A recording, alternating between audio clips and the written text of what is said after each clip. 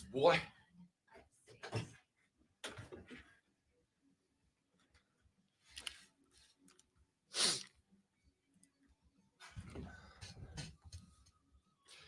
I'm not as good as I once was, but I'm as good once. Of all the days to not have my cart wall ready. As I ever was. Ladies, gentlemen, boys, girls, children of all ages, welcome in the Rob Brown Show is on your radio. This is the Fan Upstate. The Friday morning edition is underway right now. How do you do? Upstate South Carolina. Hello, America. What up, world? Yeehaw! Great to be with you on a Friday morning. Hope that you are exceptionally well. Thanks for being here. Thanks for being a part of the broadcast. Thanks for being a part of our morning and allowing us to be a part of yours. I am going to tell you right now. Can you say she says I'm cute? What? Say she says I'm cute. Why am I saying this? Just say it. Why am I saying this? Because Lonzo, I was in a fraternity. I don't do anything until I know why I'm doing it. If you don't get the line, then you don't get how you sound right now. I clearly don't. All right. What am I missing here? Trying to think of another line. I am not just a misfit. You gotta listen. I'm not gonna lie to you. I'm real slow today. Rudolph. All right? Rudolph. You sound like Rudolph. Okay. All right. Rudolph the Red-Nosed Reindeer. When they put that thing on his nose and he talked like no, this. I don't. You do kind of have that a little bit this morning. We all have this with the weather changing back and forth. It is absolutely and entirely kicking my right now. So it was him. Told you he'd be on here if it was him. Killing me right now. Yeah. Got the chance to meet our buddy Kevin, P1 from the stream last night. Is he exactly what you thought he would look like? Yes and no. I'm gonna tell you right now, real good beard. Real good beard. He's got like the straight down, real good beard. Kevin was very nice, came up and said hello last night. And to answer your question, Kev, Alabama was real good for being in their mid-70s. I got to tell you, my guy Ronnie not making it. Trey done got him an Alabama trucker hat. So did I. Trey, did you get the red one? Did you get the red one? Because I got the red one. I got to tell you, it was real hard. Red is not. I don't recall you wearing red too much. It's honestly, it's a crimson. It's a deep crimson. I'm trying to figure out what it matches in your repertoire. I got a lot of red. I just don't ever break it out. Okay. All right. But Trey, I got the same hat. Listen, it was good, man. It was good. They were real good. They were, they're. Were they 1975 good? No, God, no. Okay. I'm just curious. Absolutely not. Randy was doing his best to get around the stage. Let's just say he does not have a 4.40. All right. There was a lot of shuffle steps involved for Randy Owen last night. Hey, we all get older. Do they still have decent vocals though? Because that's what one of the things they're known for. I mean, they had their spots. Okay, all right. They had their spots. There was some good. There was some not so good. But at the end of the day, I feel like if you go see a band in their mid-70s on tour, you go in with and this is what the fiance and I talked about. You are not going to see the best version of themselves. You're just going to be able to say, I saw Alabama. Yeah, I think that's a rationale that a lot of people don't have when they go to see. It's like, I finally get to go see them. And then they go and then they get disappointed that they don't sound like they used to sound like. And if I didn't see the band in their heyday, and it's been more than like 25 or 30 years, probably not going to go because it's not going to be what you expect in your head. I like to be able to say I saw Alabama. Now, I think, and when the Madre wakes up later and starts listening to the show, I'll check in with her and find out. I want to say I know I saw Randy Owen on a solo gig like a very long time ago. I saw Randy Owen on a solo gig when I was young because my dad was a big Alabama guy. That's part of the appeal for me. I want to say I saw Alabama when I was very young, but like I did not appreciate it at the time. And now I get to say I've seen what's left of Alabama. And again, like The reality is, if you went in expecting them to sound like they sounded in 1975, you were gonna be disappointed. But that's not why I went. I wasn't going to see a Hall of Fame caliber band. I was going to see a band that's in the Country Music Hall of Fame, and that's exactly what they were. All right. Trey on the stream says the first song had me looking at the people on the soundboard and thinking, fix this. Yeah, I mean, again, like it wasn't. Now, I will tell you this. I mean, there are expectations, I think, for a lot of people. Oh, they're going to sound like they've always sounded. And there are some vocalists who can still hit it when they get that old. But for the most part, you listen, you can hear the shake in their voice and things like that. Yeah, dude is 70. I think he's 73 at this point. Yeah, he's 73 years old. He was born in 1949. Like, I don't expect him to go up there and dominate a microphone. He'd look at me and say, I'm a youngin'. Yes, correct. I didn't expect him to dominate a mic, but at the same time, I did not go there to see 1975 Alabama. If that's what I wanted to hear, I'd click on Spotify. I went just to be able to say, okay, I saw Alabama, and I saw Alabama. I was happy with it. Was the crowd louder than the people on the stage singing? Let me set you up with a quick story. There is a I have social media. There is a chant that the Alabama Crimson Tide fans do. Oh, you didn't do it, did surrounded by the song Dixieland Delight. And the chant includes a loving message to Auburn, LSU, and Tennessee too. And when they got to that song, now I told you guys yesterday, the fiance comes from Bama stock. Her mom's a Bama fan. Her stepdad's a Georgia fan. So she's a Gamecock. So there's a lot of SEC contingencies built into the fam. Because it just means more. It just means more. And so when we were driving to the show, her mom came with us, right? We took her mom to go see Alabama. And so her mom came with us last night.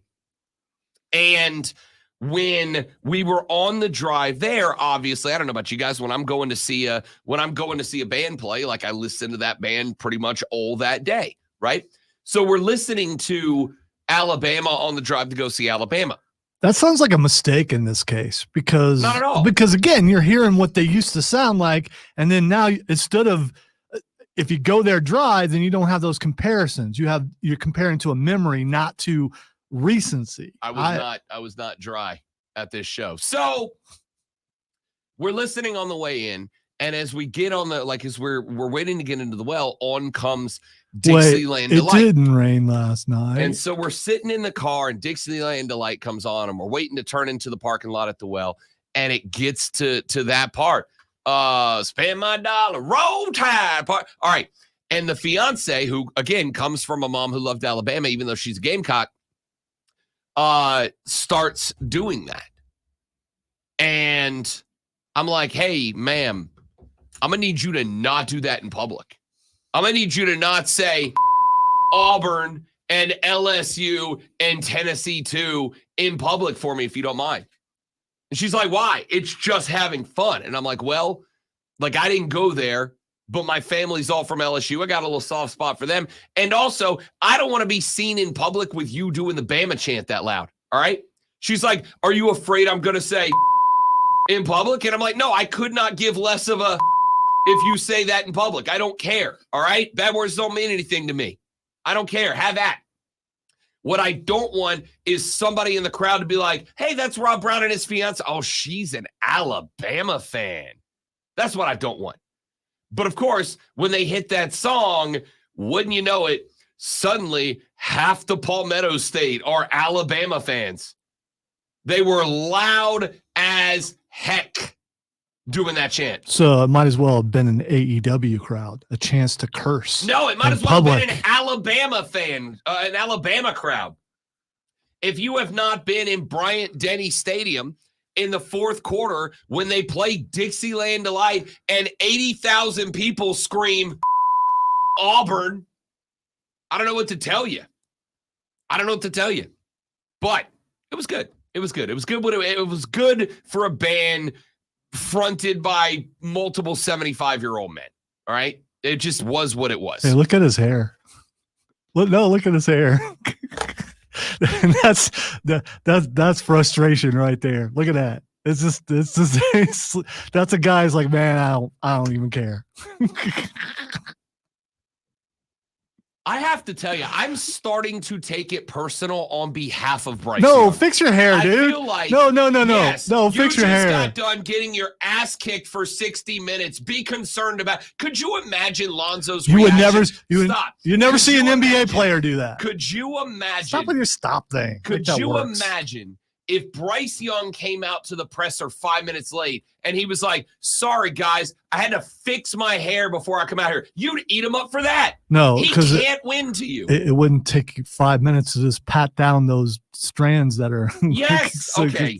All right. Yes, it would. It would not take five. It would not take 5 minutes. No, it wouldn't. You take your phone out like most people do and go, "Oh, I'm getting ready to go in public." Yeah, I know. You think that's how that? You think that's how that works? No, his hair needed to look like that after that game. Yes, it did. It absolutely did. Yes, it did. Listen, and let's be clear, because obviously we're coming to this here in a minute.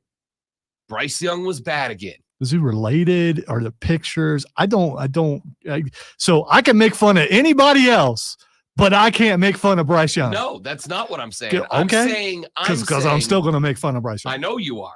I'm saying you are relentless against this cat, unlike anybody else. You know why? You make more fun of Bryce Young than anyone else ever that I've heard since I started working with you. You know why? I have never seen you defend somebody on a team that you don't care about more than anybody else, and I'm trying to figure it out. So I'm going to keep coming at him till I figure out why in the world you're defending him like you are. Here's the problem. You don't defend Kyler Murray that way, and I make fun of him too. You don't. You do not defend him that way. I've been able to make fun of Kyler Murray for a while because he ain't been playing. I have explained it to you. You just don't like the explanation, so therefore you're like, no, that's not it. I'm sure people got no reason. Okay, no reason. Like I said, ladies and gentlemen, he's relentless. He is a bulldog on Bryce Young's rear end, and I don't get it. I don't get it. I have explained to you. Listen, Bryce Young was bad last night. He was missing throws last night. And I am now, and this is not. It's hard for Terrace Marshall to do anything with the balls like way up there. It's like, come on, dude. I am at the point, and this is as sincere as I get. And we're going to talk about this in the next segment. I am at the point now where I am genuinely concerned that the psychological damage being done to Bryce Young by playing on this team is getting to where it is going to be irreconcilable. All right, that was my point about the hair. Okay, I was making fun of it, but he looks like someone who plays for the Panthers and has had that kind of season. You're taking it way too what you just said is what he looks like. That was my point. He is. I am convinced we are at a massive crossroads here for this football team, because there comes a point where the psyche of a person can be situationally damaged beyond repair. I am terrified. I'll stop. Not mine. Okay. You can't do it to an idiot. That's the good news. I am terrified that the psychological damage being done. This is not a joke. I know there are some people like, oh, this fun. I'm being deadly serious right now. I am terrified that the psychological damage being done to Bryce Young by playing on this team is impacting his physical ability to perform, which makes the team worse, which makes it that much more damaging to him. Is it David Carr? Which was the first Carr brother? David. Yeah, it's that thing. Derek Carr's the first ballot Hall of Famer. Yeah, that's right. He plays for that other team. So that was when he had so much promise when he came out. He's got beat up so much to the point where it broke him. He had PTSD to the point where he was just out there looking jittery and just he couldn't do what he did before he got there. It was unsettling. I must break him. Yes, that's it.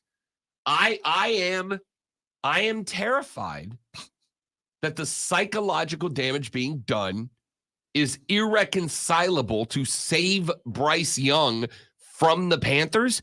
And because of the way that impacts a QB, the blame's going to be heaped on him. And see, my concern is there's an overinflated sense that this guy was the guy to come in, and he was not the guy to come in and do what he's doing. This is a guy who needed to sit for a year or two, not a guy who needed to be out on the field right away, because he wasn't going to make a difference this season.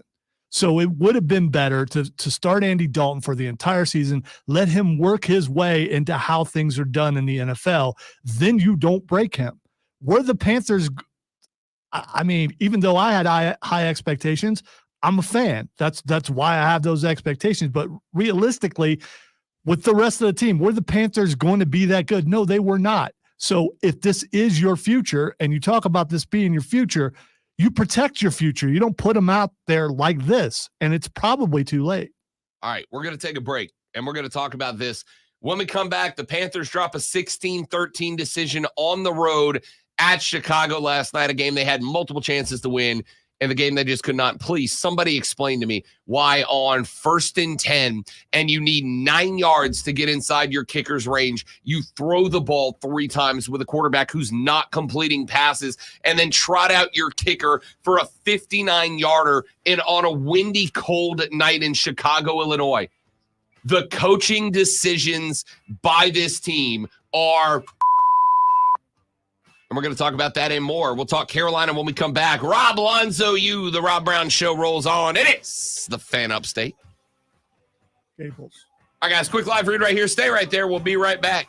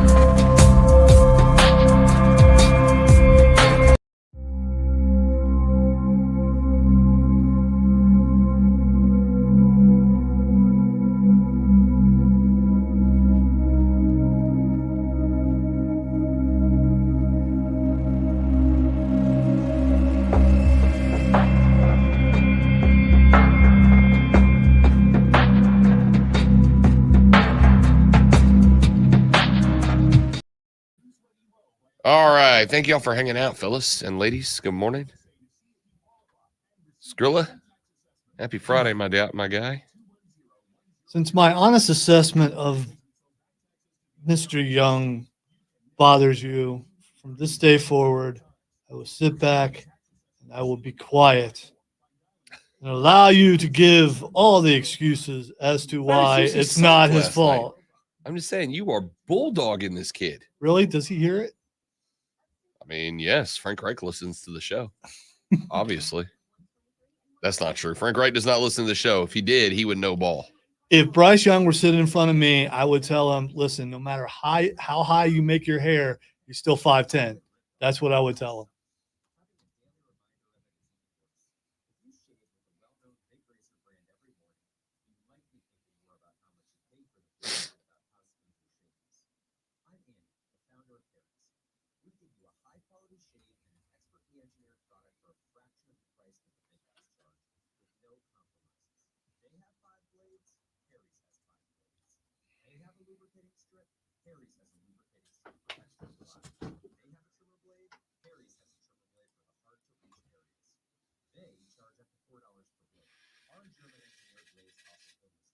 Oh.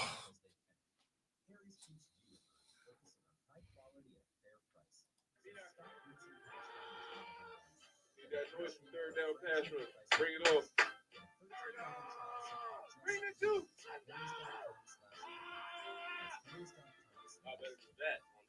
Bring it up here early. Let's get loud, man. Yeah, man. Let's go.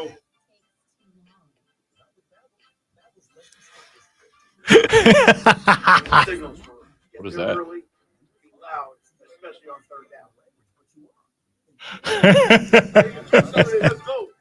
That was a coach. This is Penn State hype video trying to get everybody to be there. The coach gave the signs at the end. It said, "This is the sign for be there, be early, and be loud."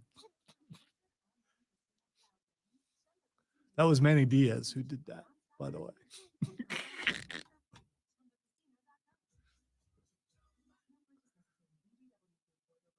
Wow.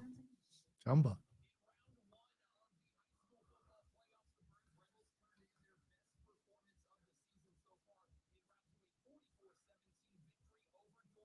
There he is. That's what you do when you're short. Look. That's what you do. Okay? That's what you do. And you notice he pulled the point up just a little bit. I guess that's a fashion thing. I guess. So anti-BY, he is telling him to take lessons from Kyler Murray. Or is that when people walk by, because he's so short, people walk by and I grab the top of his hat. So that's why that little bit is up there.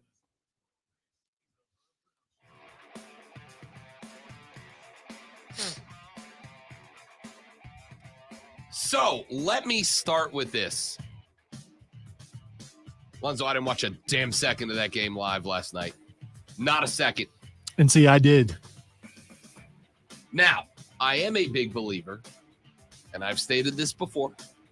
I am a big believer that if you don't watch ball, you can't know ball. I do not believe you can do this job and not watch the games. I've worked with hosts in the past. We're like, hey, you just gotta watch the highlights. Nah, you need to watch the games because the story of the game is told in the snaps that don't make it onto the highlight reel. Very true. Very, very true. The story of the game are the 3rd and 3s that are not on the highlight reel because the offense ran, a pull to the right and didn't get it. And it doesn't show up on a highlight reel. Or Terrace Marshall is wide open and Bryce. BY spikes it 5 yards short. Yeah, that's being generous. So I didn't watch this game live because I knew it was going to be an absolute boat show. See, I want to tell you, I thought the game was fairly entertaining. So I think when you put teams that are pretty much on the equal footing, sometimes they can have an okay game. Again, I don't know. Could have been worse. Could have been 0 versus 0. I mean, Yeah. Again, I don't know. It was an amazing defensive struggle last night on both sides, seeing how good the defenses played and made the opposite offense inept because neither of these stellar quarterbacks had time to get the ball out because there was someone in their face every time. I wish that was the case. Bryce actually had some time last night, and I saw some signs of things that you have talked about. There were a couple of times when he had a good pocket and he sat in there and his feet were moving like I still say he needs to do all the time. He was busy in the pocket, but no one was open. A couple third downs, he ran for first downs because there was an open window for him. And whether you think he's fragile or not, he should do that more because that's going to cause defenses to be concerned about that. And maybe that opens up some more things for him later on. But when you do have open receivers, which is rare, when you do, you've got to hit them. If you are that good of a quarterback, and you should be, you're in the NFL. If there's a wide open receiver, you've got to hit it. This score, by the way, would have been a whole lot worse if Justin Fields were there because there were guys, including DJ, running wide open down the field that the quarterback didn't see, that Bajan didn't see. And they pointed that out in the broadcast. Look, he's wide. I mean, they're down there all by himself, like waving your hand, and he doesn't see it because this dude started out as the fourth-string quarterback. Now he's the starter. And even though he was really good in D2, this is the NFL. And whether you think Justin Fields is a good quarterback or not, he would have hit those guys. And this would have been a rout. And you know whose fault that is? That's not Bryce Young's fault. That's the defense's fault. Shouldn't be people running wide open. Should not. So a few thoughts on your thoughts. I'm going to start with, I don't know how bad it got. Like I said, I watched a lot of the highlights. I went to the show last night. I got home from the show last night. My phone pinged. Oh, it's a close game alert. It's a one-score game going into the fourth quarter. And I was like, I'm going to just go to bed. That was my decision. I'm going to just go to bed. It was like 10:30. I was like, I'm going to go to bed. That was a good move to just go to bed. So I got up this morning. I had the highlights on while I was getting ready for work. So I'm not going to lie. I was kind of like half watching them, half getting ready for work. I was late to work this AM, I'll admit openly and publicly. Because my plan ordinarily is I get here between 4 and 4:20. And I've got 3 computer monitors, and whenever I need to watch, whether it's wrestling or a game from the last night or highlight clips or, I've got a YouTube show that runs me through all the NBA games from the night before, whatever it was. I put that on the bottom screen, and I'll watch through that while I get ready for work. I didn't have time to do that. So I've only seen some of the highlights, some of the YouTube clips from different highlight generators that I watch. So I got a few thoughts based on what I've seen. Number one is this. Bryce Young missed a lot of throws last night. That's obvious. The value for us is figuring out why. Does Bryce Young miss a lot of throws because Bryce Young can't make throws?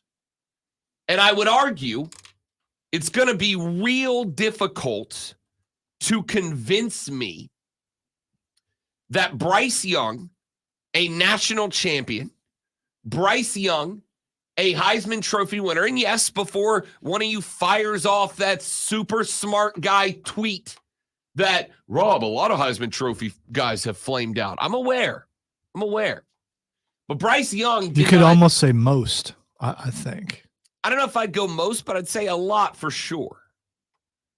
But Bryce Young didn't win the Heisman by being uber athletic like Lamar Jackson or Tim Tebow. Bryce Young won the Heisman by being a really good traditional quarterback. And granted, at the college level, he had a stupid amount of talent around him at the wide receiver position, Devontae, etc. Stupid amount of position, but so do a lot of other guys. By the way, I take it back. I think it's probably half and half as far as Heisman Trophy winners doing well in the NFL, because I'm looking at the list and some of them did do really well. We'll come back to that because I'm curious about that. But as far as BY goes, BY didn't win the Heisman because he ran all over everybody. He ran the Heisman because he was a damn good passing quarterback at the college football level in, at the time, the toughest conference in America, the Southeastern Conference. It's not this year, but at the time it was. So there's not a valid reason for him to get 9 weeks into the NFL season and now he just can't hit an open guy anymore, right? Now, maybe it's the yips. Ugh, we don't like that. Don't like that word. The yips is a bleep-worthy word around athletes. Nobody likes to talk about the yips. Maybe it's the yips. But here's the problem with the yips. Usually they come with some frustration, some emotion that can be seen. And they were pointing out last night that the coaching staff, everyone says he's just a flat line as far as emotion goes. I think maybe it would seem like it's bothering him more if he actually looked a little frustrated. And he just has the same look on his face all the time. And there are some people like that, but it doesn't translate well. If you're a fan of a team and you see a guy like, yeah, I just threw a pick six. Oh, well.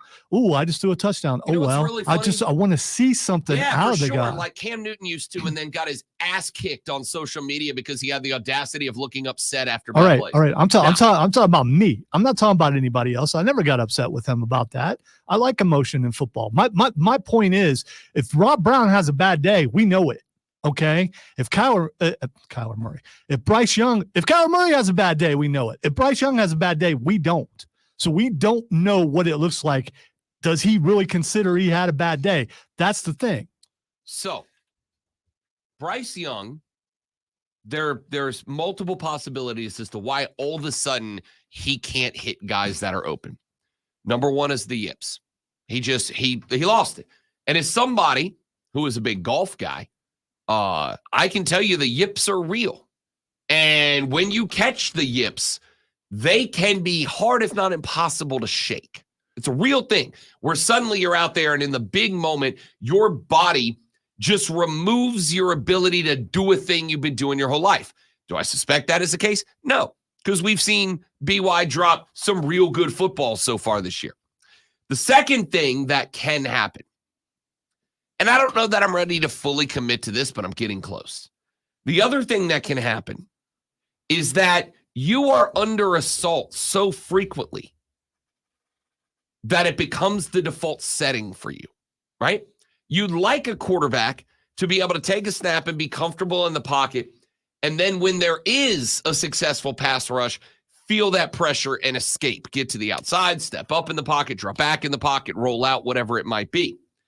But if you are facing a successful pass rush more than you're not, you are taking the snap and you are feeling pressure whether it's there or not. And so now all of a sudden, even though there's a clean pocket and you've got a receiver crossing on a 7-yard route that's open, you don't feel like, because more often than you don't, you have the ability to drive off the back foot and deliver the football. And if you're underthrowing the ball, and again, haven't watched it, but from what I saw on social media this morning, Bryce Young was underthrowing guys a lot, right? Consistent underthrowing means you've got a quarterback who is not planting the back foot and powering through the football. I need to interrupt here. It had nothing to do with that. He's afraid of throwing pick sixes. You could tell. He threw at people's feet because those people that he was throwing at short had a guy on them. And you could see that, in my opinion, it looked like he was worried he was going to throw another pick six. So he was throwing the ball low to a guy that was covered. And he did that several times. And I think it's more worried about the pick six than actually worried about trying to complete the pass.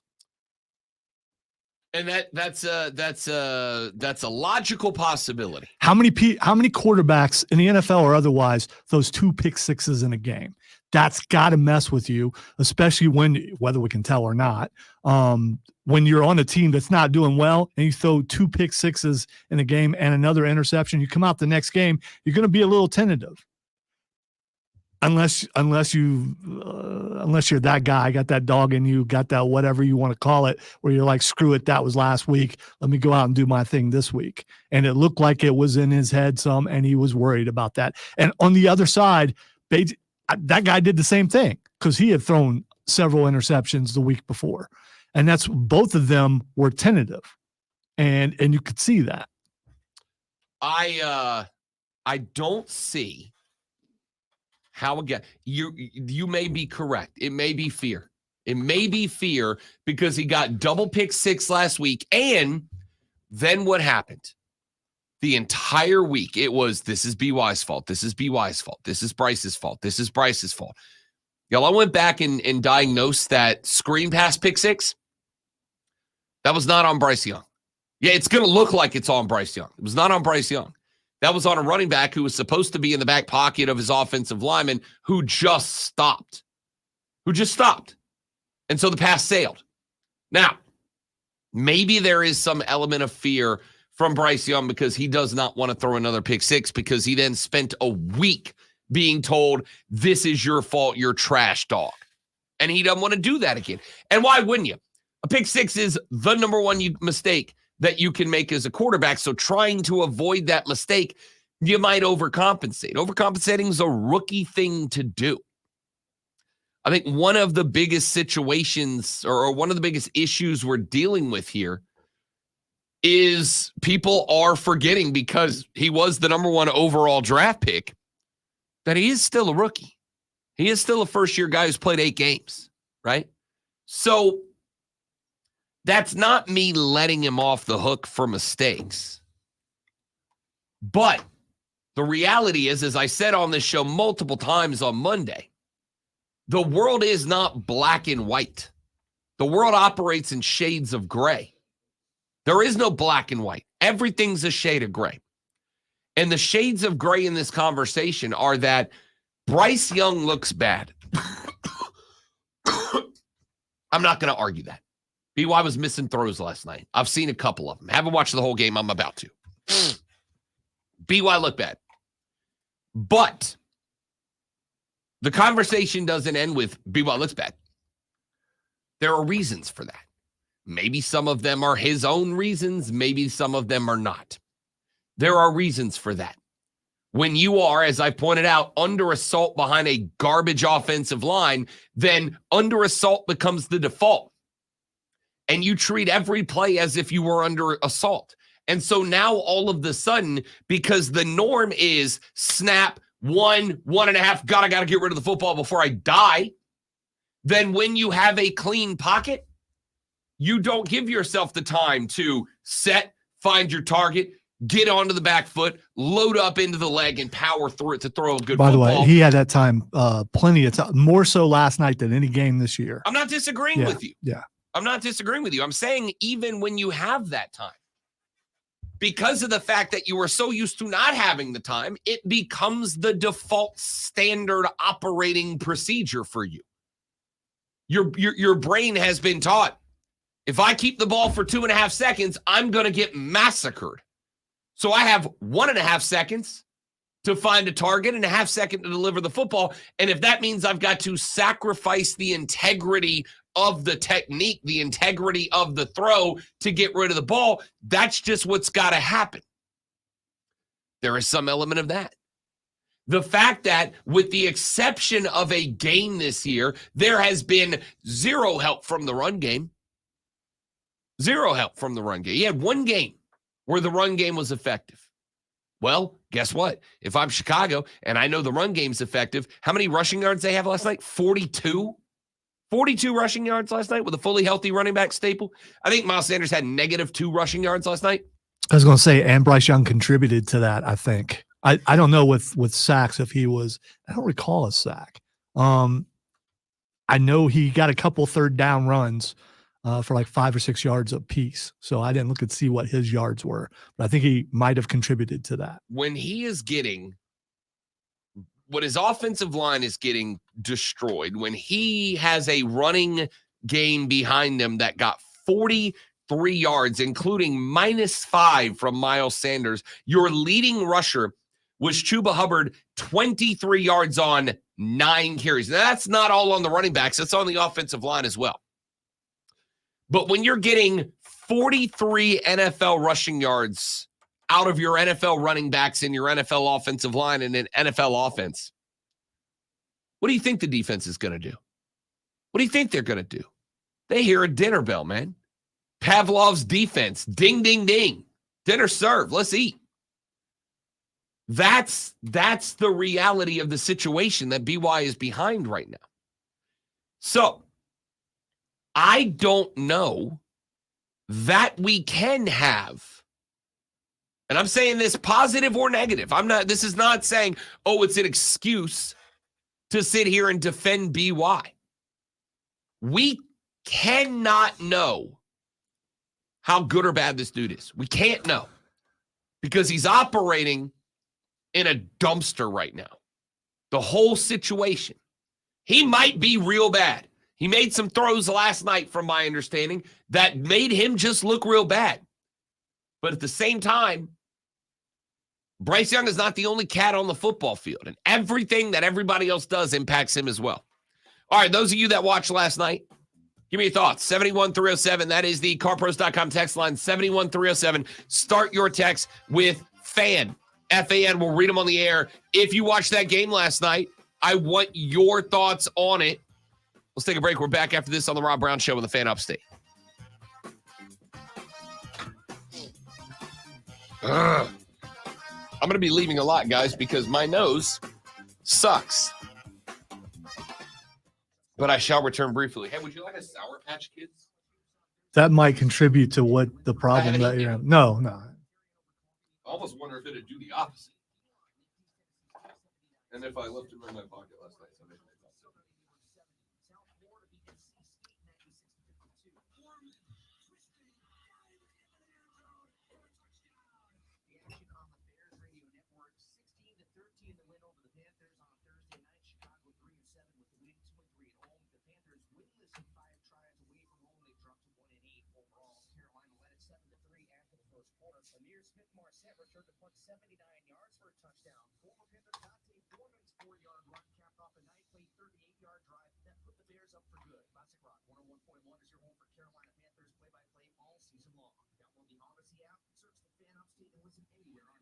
So I can easily turn off the making fun of someone's height and just talk about the inability to do what you've been paid to do.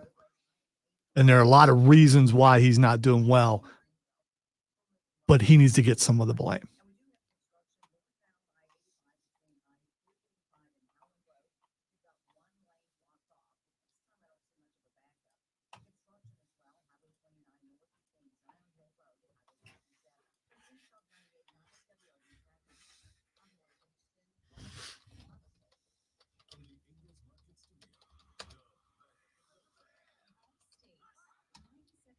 reminds me of smoking Jay Cutler.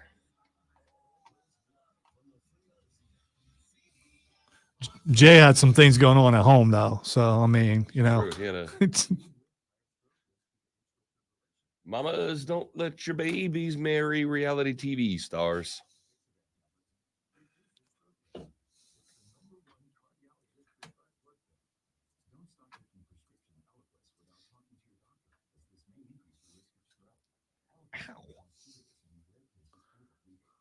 I think my L4 is stuck. I don't know what I'm counting down. I think it's 4. It might be 3. Is it? No, L's in the bottom, C's up top. Oh, okay. I So think these are C's. Yeah, but if I say C4, that means something totally different. There's so many lights and sirens in the parking lot. We just got flagged, and thanks, Rob. I didn't say it.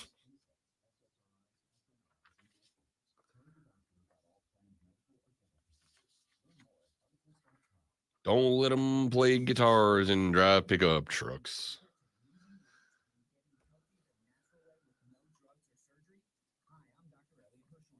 Such a clever way of using the word such.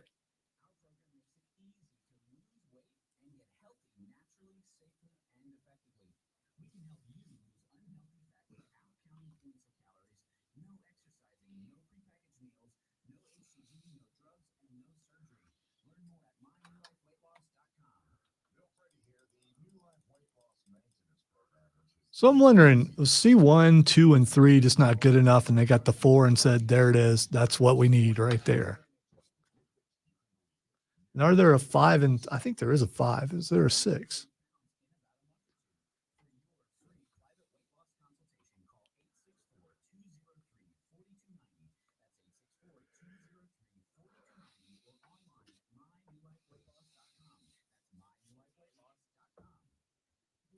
By the way, the Loki season finale. Yes. It's the only episode I haven't watched. I got up to it last night. I got up to it yesterday afternoon. I was working, and then I thought the finale dropped yesterday afternoon. No, it's at 9 o'clock. Last night. Okay, yeah, I don't know why I thought it dropped. They decided to make it like appointment, so they do it like at 9 o'clock. Okay. To satisfy the West Coast. Everybody I've Screw heard you, West Coast has said it was real good. The twist, Kim away going, did not expect that. But now what are they going to do? Is it an MCU impacting level twist? Like everybody is going to see the ramifications? I am not saying a thing. Okay. Fine.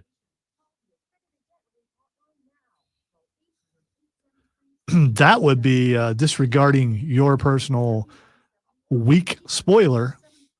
And it's only been a day. Not even a day.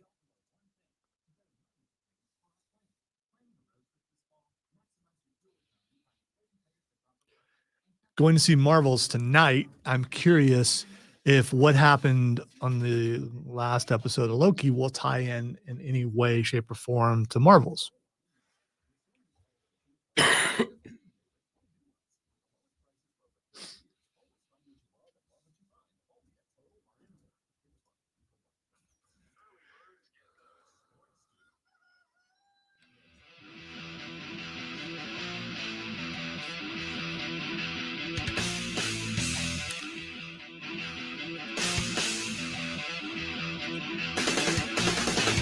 So I think here's my takeaway so far without having yet watched the game. I'm going to watch the game. In fact, I'll watch the game today. I will watch the game today because when we get off the radio program this AM. No, man, you should be taking a nap. You need a nap. That's happening too. You got important things to do tonight. Sure do. Burns Rebels at home, round 2 of the South Carolina High School football playoffs, hosting the Hillcrest Rams. And coming up here in about 2 hours, we're going to be joined by Kevin Thomas, John Epps, and Jarrell Hendricks of the Moving the Chains podcast to talk about all of the high school football playoff games taking place around the state. But when we get off the show at 10, got about an hour and a half of work that I'll have to do. Then I'll head to the house. And while I go lay in bed while the sun is very much up because shut up, I'm old and tired and also have a game to call tonight, I will click on last night's Amazon Prime video, Thursday Night Football, Carolina, Chicago, and give it a watch through the perspective of somebody who knows ball. And what I will say is, without having watched the full game, having only watched elements of the game thus far, I have settled here for now. It is 100% fair to say that Bryce Young looks bad so far. It is exacerbated by the performances of C.J. Stroud predominantly. It is exacerbated by the fact that Will Levis is 1-1 and has more touchdown passes in those 2 games than BY does in total so far this year. That is absolutely true. It is exacerbated by Anthony Richardson and what he was doing for a 500 Colts team before he got his collarbone exploded and had to step out for the season. And I think that we as human beings, we are pattern-seeking creatures. Our evolution was based upon our ability to see a pattern, recognize a pattern, and make predictions based on that pattern. We learned that if I hit the pointy thing with the rock, the pointy thing goes into this other thing, and now all of a sudden we can make the prediction that if I hit the pointy through two things with The Rock. Those two things stick together. Now we have hammers and nails and we can build houses, right? That is how the game works. Yeah, I was a little lost about where you were going. Don't worry, I'm going to get you there. But you got there. Yeah, so, all I'm right. going to get you there. We are pattern-seeking creatures, and therefore we cannot help but compare and contrast. We can't help but compare and contrast. And sometimes that is to our own detriment. There is an old saying that I believe is comparison, Lonzo, is the thief of joy. I haven't heard that before. Comparison is the thief of joy. You sure you didn't just make that up? No, I've seen it before. Okay. Comparison is the thief of joy.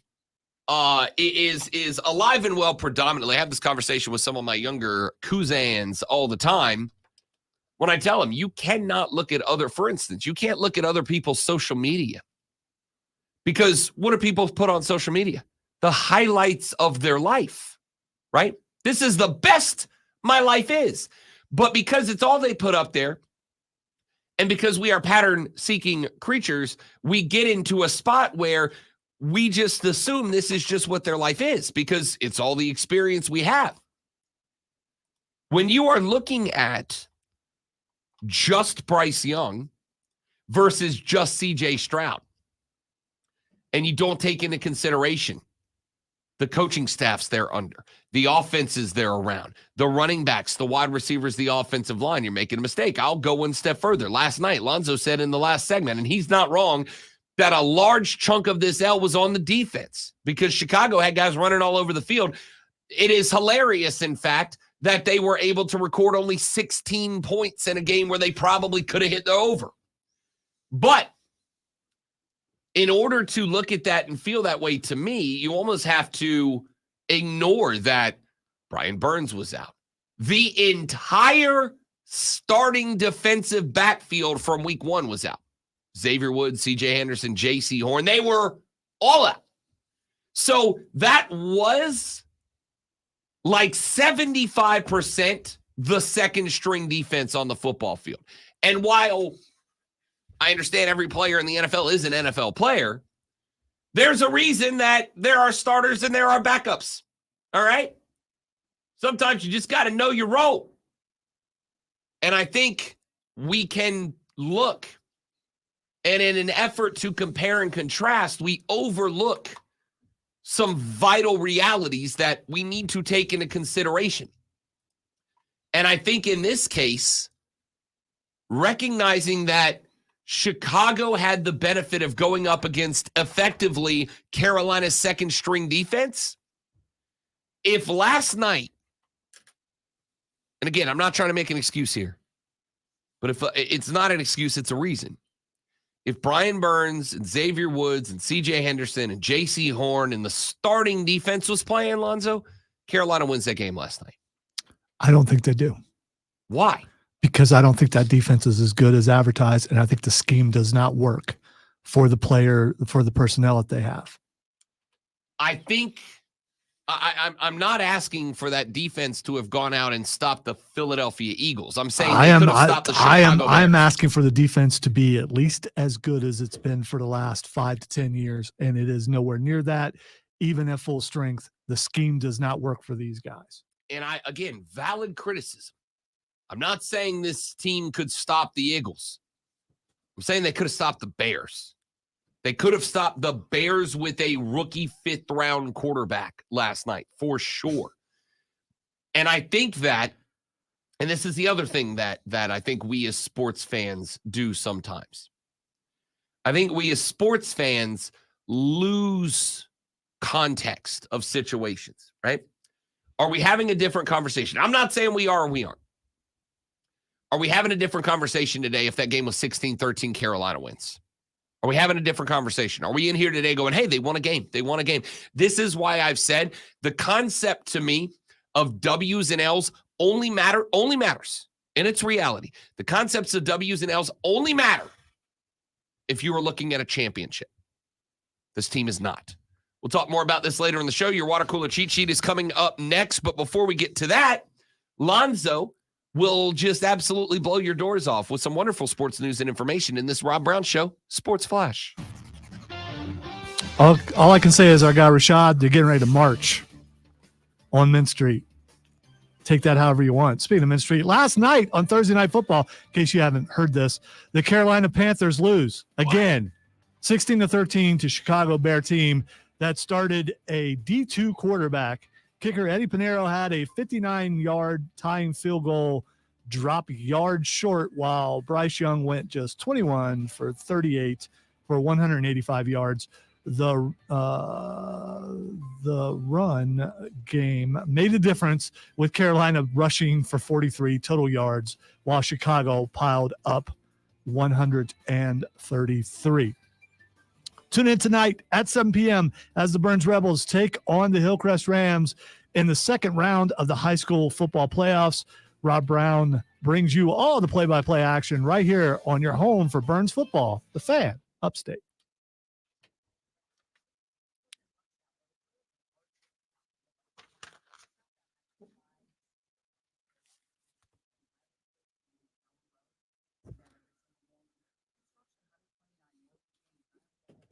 Yeah, they switched play callers, and it seems, Zach, like they got worse. I don't know.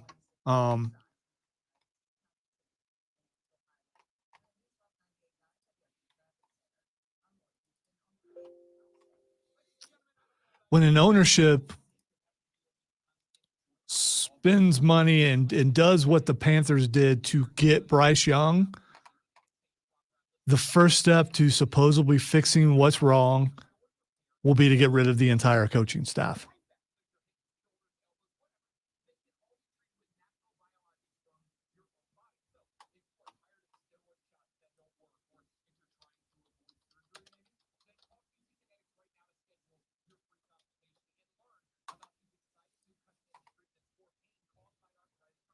They have Michigan State, by the way, Zach. But that's, I mean, when you have an ownership who has not drafted well, say what you want to say about Richardson. He knew how to draft. The new ownership does not draft well. And so how do you solve the problem? You don't want to say that you made the mistake. The first mistake, I mean, to fix is you get rid of the coaching staff. Thinking that getting rid of the coaching staff will fix what's wrong with Bryce Young. And who knows? Maybe it will. It's a possibility. Are we ready to say the Frank Reich coaching experiment has failed? I already said that. Yeah. So, yeah. But Tepper has to either say, I was wrong, we drafted the wrong guy, even though there are all the videos out there where Reich was excited about getting C.J. Stroud and all the things they were saying to him. And then the test scores came out, supposedly. I heard, I think it was yesterday, McAfee and those guys making fun of the test scores about all those things are really important. And then, yeah, they're not. I mean, maybe they are for some people, but not for everybody. I think you look at how well a player played in their career, more so than how well they test. Some people just test badly. But anyway, Tepper is not going to say he made a mistake by drafting Bryce Young. He's going to say he made a mistake by hiring Frank Reich. So you clear all that out. For the record, that might not be wrong. No, I said that. I said that there's a possibility that a new coaching staff comes in and they play to whatever Bryce's strengths are and build a team around him to win by doing what he does well. But the first step would be to get rid of Frank Reich and all those guys.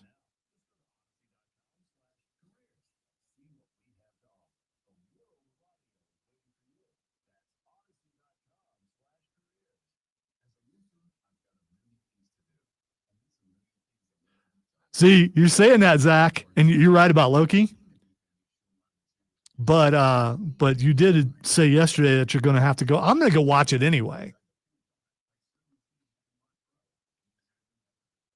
I love the actress that they got to play Kamala Khan. I just think she is infectious and all that kind of stuff. And I like Monica Rambeau, and maybe someone is not as OP in this movie, and that would help.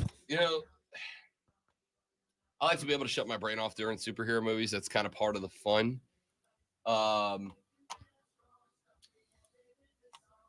And I am all for the girl power moments in superhero movies because I feel it's important for young women to feel like they're represented in that universe as well.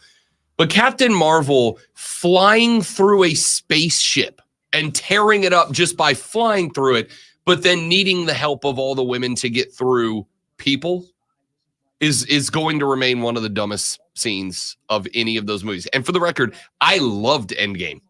I loved it. Thought it was great. Also, the fiance last night pointed out that I have the same haircut as Randy Owens did in the 1970s. And now I can't not see it. So was that supposed to be a slight? That's what I said. I'm like, that's cool. Yeah, I mean, because trends come back around every couple of decades. So, I mean, you know.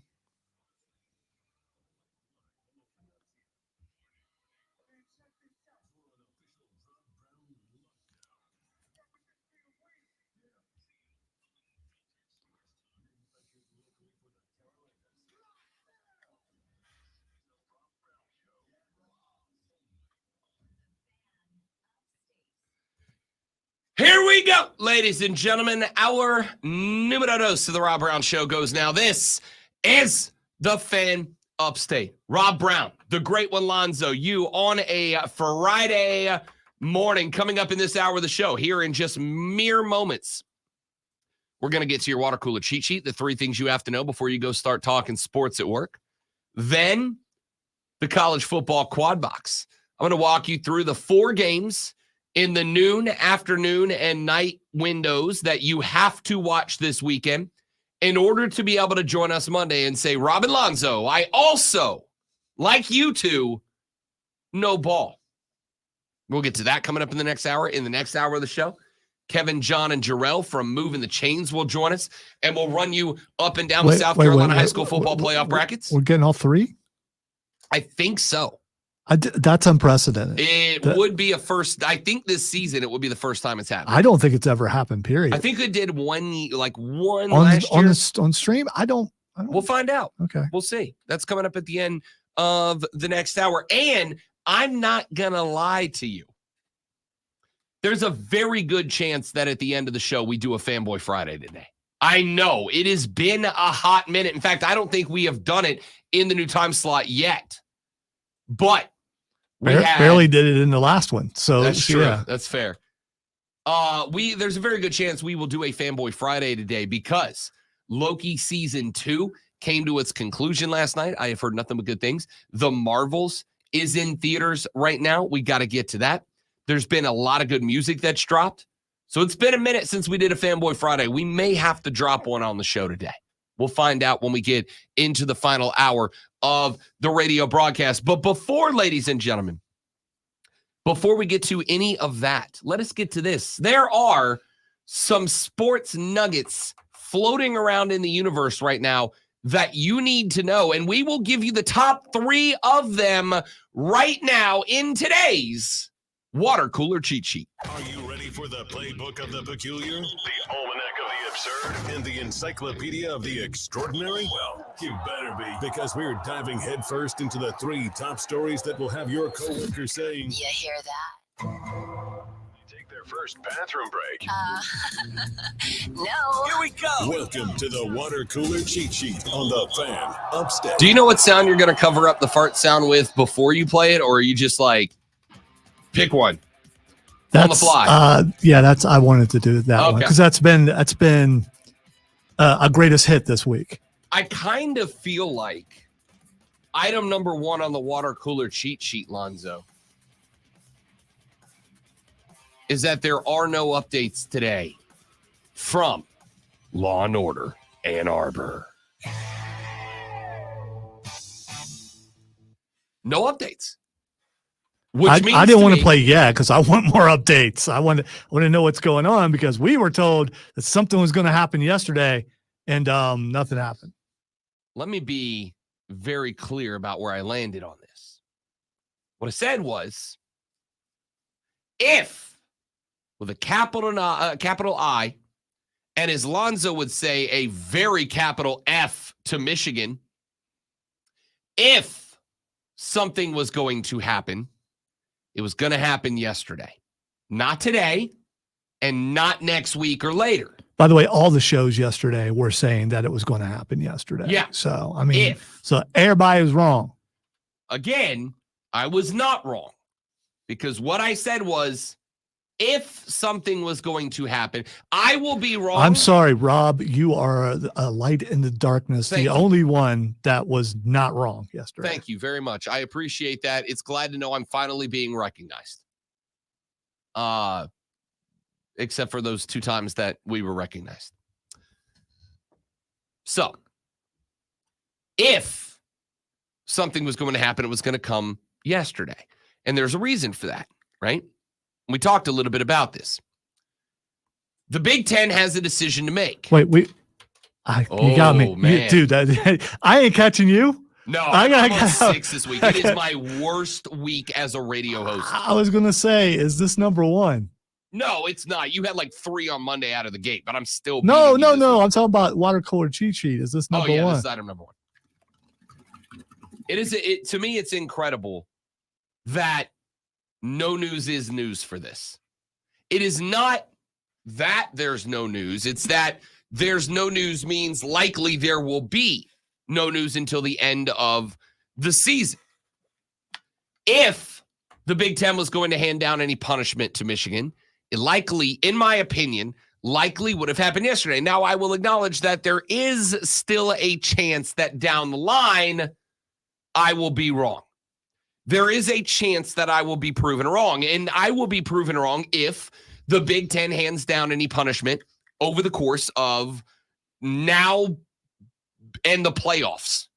Now in Michigan's final game of the year, whether it's a semifinal or the final, if they hand down a punishment between here and there, I will be wrong. But the reason that I said that if there was going to be an in-season punishment, it would have come down yesterday was the Big Ten punishing Jim Harbaugh with what we now know is the protocol punishment for a violation of the sportsmanship protocols in the Big Ten is a 2-game suspension. Michigan this week is on the road at Penn State. Next week, they host Maryland before, obviously, rivalry weekend, Thanksgiving weekend, when they take on Lonzo's Ohio State Buckeyes. The Big Ten has an internal debate. What matters more, principle with an LE or principle with an AL? Money or ethics? Now, this may be dictated by the amount. There are 2 things I think at play. Number one, struggling today. Number 1. Well, it depends on if you've been imbibing. That may look like a 1. It could. Number 1, the evidence they have. You will recall that earlier this week, the University of Michigan submitted a reply to the Big Ten in which they said that they believe that the evidence that the Big Ten claims to have is not evidence enough to justify a punishment. Number 2, Michigan claimed that and attached evidence that other schools were also stealing signs, and therefore they did not deserve to be punished for it. Fair or foul, we'll find out. But the other thing that the Big Ten has to be concerned with here is that Michigan and Ohio State represent, I think, one of 2 conferences that, if the ball was to bounce a certain way, have an opportunity to get 2 teams into the playoffs, as the Big Ten did last year with, of course, Michigan and Ohio State. So, do they want to take a team that may or may not be bound for the playoffs and remove their head coach? Well, if you are going to do that, you would want to do it, I think, and allow Jim Harbaugh to return for Ohio State week. Not be available for Penn State week and Maryland, but have to miss Ohio State. Because while Michigan-Penn State is a default playoff game for Michigan, every team inside the top 5 is in the playoffs every week from here on out. I do not think that Penn State is the bigger of the 2 threats to Michigan. So I will be shocked at this point if a punishment from the league comes down after today. All right. So this is my belief. if Michigan loses to Penn State, probably not going to happen, but not out of the realm of possibility, punishment happens Monday. I would concur with because then effectively it doesn't matter anymore. They're out of the national champion, kind of out of the national championship, and so they can go ahead and put some sort of punishment on the board. It would still be a possibility, but Michigan would then have to beat Ohio State. And again, the risk you run there if you're the Big Ten is if Michigan loses to Penn State, and we go, okay, he is going to take that mandated 2-game suspension for this. What happens if, it won't, but what happens, Lonzo, if Ohio State drops 1 to Sparty? Just a wild upset. Or who do you got? You guys got Michigan State this weekend, right? Yeah. What happens if Ohio State drops 1 to Sparty? Now, all of a sudden, the race for the Big Ten championship is extended to rivalry weekend, right? And by the way, if you don't, Michigan drops 1 to Penn State this weekend, but then Michigan goes and plays Ohio State and beats Ohio State in the last week of the season. It could still very much be Michigan representing the Big Ten in the Big Ten title game, or the Big Ten West in the Big Ten title game, and having the opportunity to be the Big Ten champs and likely the team that represents the Big Ten in the playoffs if the Big Ten gets a team in there, right? So I don't know is the answer. But the fact that there was no suspension yesterday leads me to think that we probably aren't going to see one until the season's over. Item number 2. I like this story. I think this story is massively important. I don't know that all of you that feel the same way now, but you will in the future. Earlier this week, we found out that the USL, remember the Greenville Triumph play in USL League One. The USL has signed a massive broadcasting agreement with CBS, meaning that USL games will be moving over to the CBS streaming side of things. Yesterday, we found out that the National Women's Soccer League, the NWSL, has announced a new broadcast deal worth reportedly $240 million over the next 4 years, a sum that will transform that league, and some, myself included, believe will turn the NWSL into the largest and most outstanding professional women's soccer league in the world. There are multiple deals wrapped up inside of that $240 million agreement. The deals are with CBS, ESPN, Amazon, and Scripps, which owns the ION network. Those 4 networks will collectively broadcast 118 games nationally, a 4-fold increase from the NWSL's previous deal with exclusively CBS. But the big news is the values of the deal, reportedly the richest package ever for a North American women's sports league. The deal works out to be $60 million per season, a figure that reportedly includes production cost and marketing commitments. It is 40 times the amount of the league's previous deal, which was worth $1.5 million annually.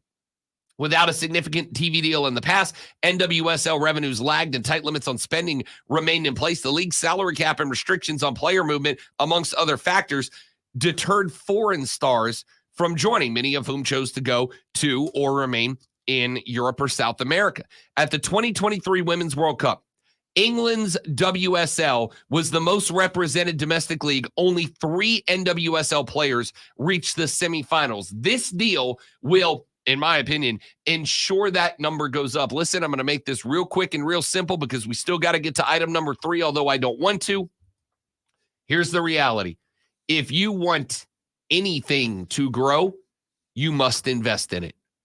If you want anything to grow, you must invest in it. And this is a hell of an investment in the women's game, and I am damn happy to read about it this morning. Item number 3. There were multiple opportunities last night for the Carolina Panthers to figure out a way past the Chicago Bears, and stop the presses, stop me if you've heard this before, they didn't do that. 16-13 your final. The Bears improved to 3-7 on the season. The Panthers fall to 1-8. And oh, by the way, because the Panthers are 1-8, they will likely have either the first or the second overall draft pick. And by they will have it, I mean Chicago will have it because the Bears hold the Panthers' first-round draft pick this year, a pick that was sent to Chicago in return for the rights to the number 1 overall draft pick last year, which, of course, turned into the quarterback that the Bears defeated last night, Bryce Young. BY, 21 of 38, 185 yards. Now, I am what smart people refer to, Lonzo, as a big, fat, stupid dummy. But duh, I would like to see, Zoe, let's test the memory of the great one here. Lonzo, you and I, despite butting heads on many things Carolina-related this week, you and I yesterday agreed that if Carolina was going to get anything done in this game last night, there was one methodology, one game plan, one tactic that they must introduce. Do you remember what it was we agreed on that Carolina had to do last night if they wanted a chance to win this football contest? I'm going to take a stab at it and say run the ball. Run the ball. Last night, Carolina ran the ball, Lonzo, 16 times. They threw it 38. Now, I am bad at numbers. That's why all my jobs are words jobs. I do the wordsing for employment, not the numbersing. But 16 is less than half of 38, I believe. I think I'm correct there. In fact, I know for a fact that I am. Okay. All right. Because I'm a little concerned. That I'm being sarcastic. Wow. You're wearing the sunglasses. I don't know. Yeah. Okay. I can't do that today. All right. I got to save the voice. Hopefully I got a bunch of touchdown rebels to drop tonight on the radio. So I got to protect the moneymaker. Yeah. You got to bring that energy tonight. 21 of 38. They threw the ball 38 times. Now, I am not against letting Bryce Young throw the football, but here's the reality. If you can't run, or perhaps worse, if you won't run the ball, defenses can tee off on Bryce Young, who did look bad last night. So that I'm not accused of giving him the pass, because I'm not. He did look bad last night, but when you can't or won't run the football, they can tee off on a quarterback and create havoc. Thomas Brown. I got to tell you, Lonzo and I talked during the last break. I said unto Lonzo, is it time for us as Panthers fans and getting paid fans who like the Panthers to do well, because that's what happens for me when they do, is it time for us to say the Frank Reich experiment has failed? And Lonzo said, yeah, you got that in order. Exactly what he said. That's exactly the quote. Yeah. So in order to for Tepper to make it look like he made the right decision with going with this quarterback when he could have went for CJ Stroud, he's going to have to get rid of the coaching staff, bring in a new coaching staff, which might actually fix Bryce Young. I believe it was Zach on the stream, though, pointed out how Frank Reich had gotten a lot out of other quarterbacks, but can't seem to do it out of this one. So I don't know. So I'll ask y'all. But I predicted that he wouldn't make the season. We'll see. And if you're going to make a change, it's going to be soon, because they've got a week and a half before they play again. Is it time fans owe the Carolina Cats? Is it time to say the Frank Reich experiment hath failed?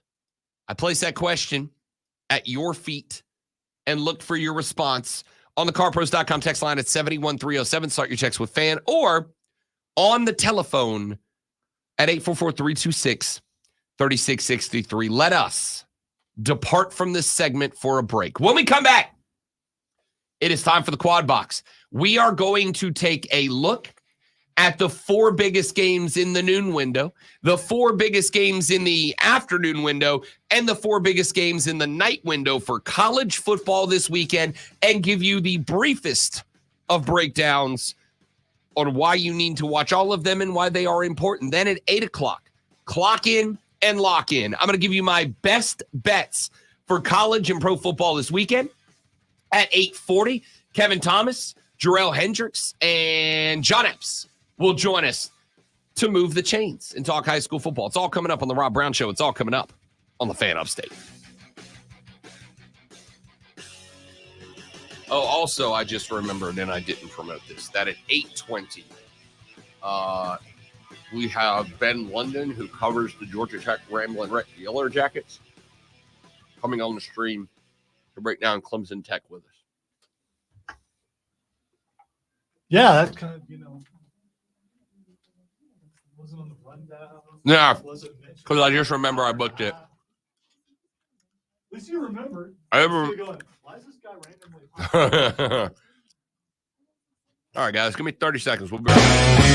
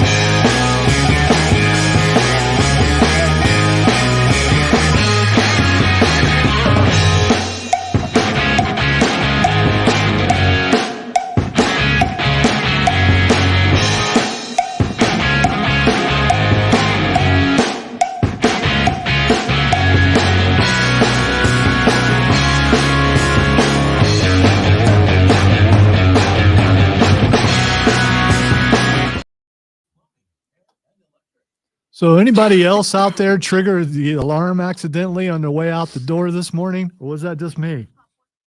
Lonzo ninja kicked a spider off the door to the studio. I did do that too. But yeah, I forgot to disarm the alarm this morning. So it went off and then I fumbled with the thing trying to turn. So I hope my wife went back to sleep for a while. If not, I'm sorry. One of those like sets the neighborhood. Dude, remember, no neighborhood. Well, yeah, but like I'm asking like volume wise. If you had a neighborhood, would it have woken everybody up? Oh, it's pretty loud when Yeah. it goes off. You still got a little bit of time. I was like right on the edge of if I hadn't hit it one more time, it probably would have started squeak, and then the authorities would have arrived.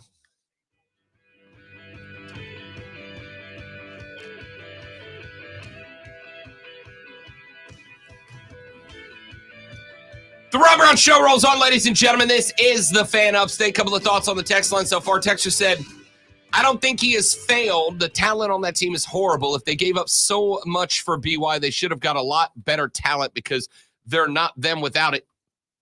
Texter said the Panthers should have kept all their players like DJ Moore and Christian McCaffrey and picked up Tyson Bagent as quarterback for a much cheaper rate, and maybe they would have won more. Texter says, Zozo the contrarian, bro. Texter said, All right. About what? I don't know. Again, differing. I mean, most mornings. Differing opinions. So you want me to come on here and yes, man, Rob? I've decided I'm leaving the glasses on. By the way. I noticed. It hides your tired eyes. You want me to come on here and kiss Rob's butt and go, dude, I can't. What a great point. Wow. Good job, Rob. I feel better about my life already. That was my fake laugh. I think it was pretty authentic, though. Let's see here. Texter says, Jeff Bezos definitely called Goodell and asked for his money back on that one.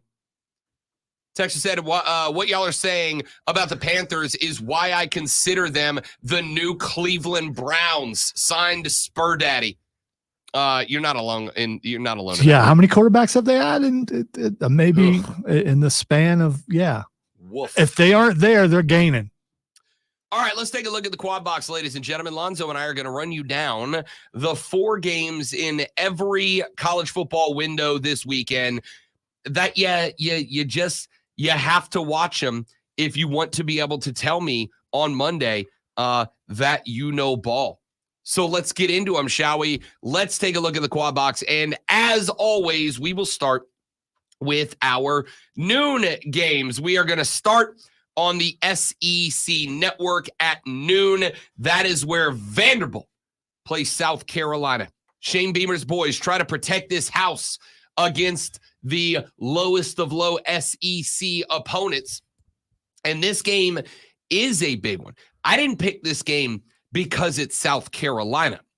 I picked this game, great one, because if Shane Beamer loses this one, after calling some of his fans miserable last weekend, if they lose this game, I have to think, and I think we're already tiptoeing on a razor-thin edge, but I have to think you have hit the point where the TikTok videos and the Twitter skits and the funny glasses and the locker room dancing and all that has to go away to show that you are dialed into the product. Now, if you win this game and you move to a 4-win season with the bowl eligibility still available, then I think you can kind of keep the personality alive a little bit. But this game, to me, is a must-win for the South Carolina Gamecocks. That's why it's on the quad box. I'm trying to figure out how to not be supposedly contrarian when it comes to this, but I am just curious. This is a legitimate question. When's the last time you saw all the stuff that you're talking about? When they started losing, I haven't seen any of that. So I think that's already been put away. I think to some degree it has. Because I don't recall the last video that I've seen, and those things usually pop up on my feed, Sure. and I haven't gone looking for it. But I don't remember the last time they did that. That's not unfair, to be honest with you. That's not unfair at all. I do think that there is still this. I think there is still this kind of, and I think this is what got Shane into the water a little bit this weekend. I still think there is this kind of happy-go-lucky, everybody's just here to have a great time attitude. And while we are, because that's why we love football, at the same time, you've got to prove that you are working to give a return on investment. Vandy is at South Carolina at noon on the SEC network. They are not the only team playing at noon because the Clemson Tiger Men's are also playing at noon. They are on ABC as the Ramblin' Wreck of Georgia Tech come to town. Yet again, as I have proven in the past, I do not just put our teams on the quad box for funsies. I put them on the quad box when they are playing games that matter, and this one does. Do I want to watch the team that I want to win or the team that I want to lose live? I'm watching both games, but I have all the TV, so I'm watching all of them.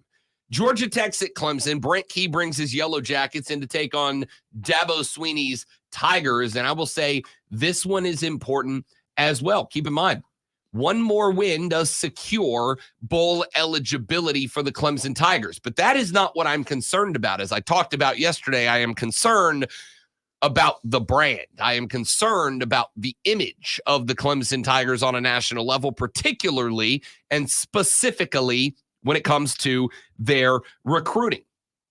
Last week, Clemson announced to the world, hey, we're still here. We can still compete with the big dogs. We can still beat the big dogs. And Memorial has kind of been a bastion for Clemson, even when things have kind of started to get out away from them a little bit. They need to continue that this weekend. You can run the ball on Georgia Tech. They're giving up 220 plus yards a game on the ground. I need to see that this coaching staff gets it, understands it, and can dial in on that. Georgia Tech at Clemson is at noon on ABC. On ESPN at noon, Alabama is on the road. They are taking on the now unranked Kentucky Wildcats. Kentucky is 6-3, but those three, number one Georgia, Mizzou, who was ranked, and Tennessee, who is ranked. They have gotten, if you consider losses to be good losses, 3 respectable losses. Now, Mizzou and Tennessee were both at home. Both of those teams went into Lexington and stole the dub away from the Cats. Rammer Jammer, Yellow Hammer, give them hell. Alabama is on its way to Lexington, Kentucky to stare down Mark Stoops' Wildcats at Kroger Field. Why is this one interesting? Well, it is because also playing this weekend is Ole Miss in Georgia. Now, this is not the likely outcome, but if Alabama loses to Kentucky and Ole Miss finds a way to upset Georgia, it would be Ole Miss representing the SEC West in the SEC championship game. So this has not just SEC implications. This could very well end up having playoff implications. The game's on ESPN. The chaos there would be amazing. It would be beautiful. But with Lane Kiffin involved, yes, please. But as far as Alabama goes, do you recall them being so under the radar but still being very good like they have been this year? Ladies and gentlemen, if Alabama is under the radar to you, and I agree that they are. Last night, I was on BetMGM on the BetQL network. I do a weekly spot on Thursdays talking college football with Ryan, Trista, and the gang. And they were like, Rob, nobody's really talking about Alabama. And I said, somebody is. Somebody's been telling you for 4 weeks now that Nick Saban has flipped the switch. Nick Saban looks like 2017 Nick Saban again. And oh, by the way, that Jalen Milroe fella, he's figured out how to do a quarterback. Now, all of a sudden, Alabama's a buzzsaw, my dude. So if they are under the radar to you, it is very simply because you have not been listening to the Rob Brown Show airing from 6 to 10 a.m. every weekday, because somebody has been telling you for about 4 weeks to keep eyeballs on this team because they're putting something together, my dudes and dudettes. And I think they're going to wax Kentucky this weekend. So do I. And it would not shock me that Alabama wins the SEC. It would not shock me at all. Because Georgia is not the Georgia of last year. They're not. Not only would it not surprise me, but Lonzo. Oh, wait. Hang on. I have to unmute myself this time. There it is. Radio professional. Hot take. Alabama, Lonzo, will win the Southeastern Conference Championship. I don't know if it's that hot of a take, though. Hot as fish grease, bro. That's pretty hot. It's very hot. It's the hottest. Alabama's going to win the SEC championship. They're going to beat Georgia. Okay? Keep an eye on that. And finally, in the noon window, ladies and gentlemen, at noon on Fox, who else could it be but the sign theft of the century? Michigan is on the road at number 10 Penn State. This is at Beaver Stadium, Happy Valley University Park in Pennsylvania, as the Penn State Nittany Lions under James Franklin end up hosting Jim Harbaugh, maybe, and his Michigan Wolverines. Is it a whiteout? This should be the whiteout game. Why is this not the whiteout game? I don't think it is the whiteout game, actually. Because it's, I don't know, does the whiteout game work better at night? No, it's right in the middle of the day. I gotta tell you, I hate this game at noon. I despise with every fiber of my being this game at noon. This game needs to be under the lights, man. Because it's all about me, I'm glad most of these games are at noon, so I can pick and choose what I want to watch. And I'm excited about this being at noon. Now I know I'm probably going to watch at least the first quarter of that and see if Penn State brings the hype that they can in that stadium, and if it's disruptive, and if everybody is doing signs in the stadium as they should be. Could be fun. This game needs to be at night. This game needs about 7.5 more hours of Penn State kids tailgating and getting ready to roll. Happy Valley should be registering on the Richter scale for this game, and instead it's at a noon kick. I think all Michigan games should be at noon, and from here on, they should be on the CW.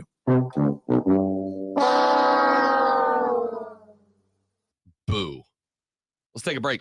When we come back here in just a minute, we will walk you through the mid-afternoon and the nighttime slot, because there are plenty more games that we need to give you an ever so brief breakdown on. At 8 o'clock, clock in and lock in. I'll give you my best bets of the weekend. At 8:20, Ben London covers the Georgia Tech Ramblin' Wreck for 24/7. He's going to join us to talk a little Clemson G Tech. Then at 8:40, we talk high school football playoffs with Kevin, John, and Jarrell from the Moving the Chains pod. And then 9 o'clock to 10 o'clock, whatever, dude. Just whatever you want. Whatever. That's all coming up on the Rob Brown Show on the Fan Upstate.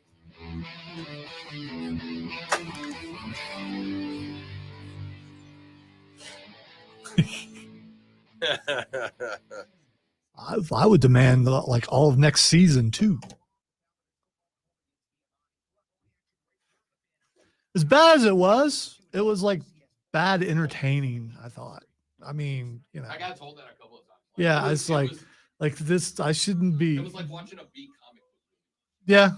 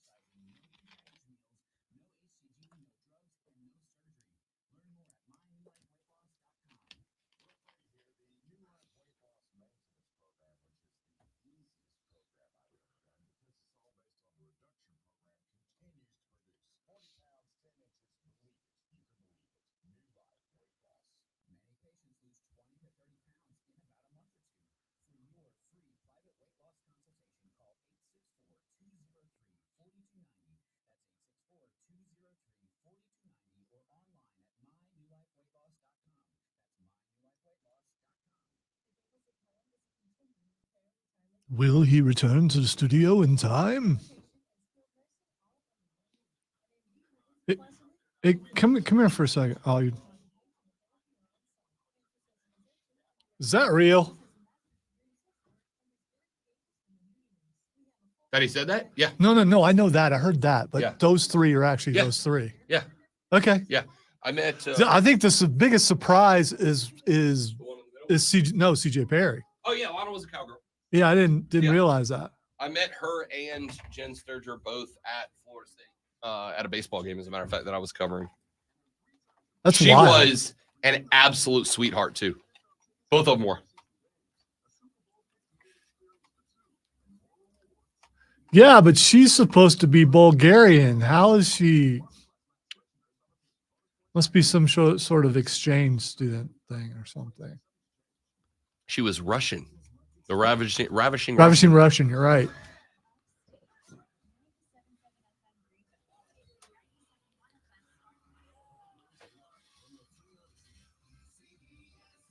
My back hurts. My everything hurts.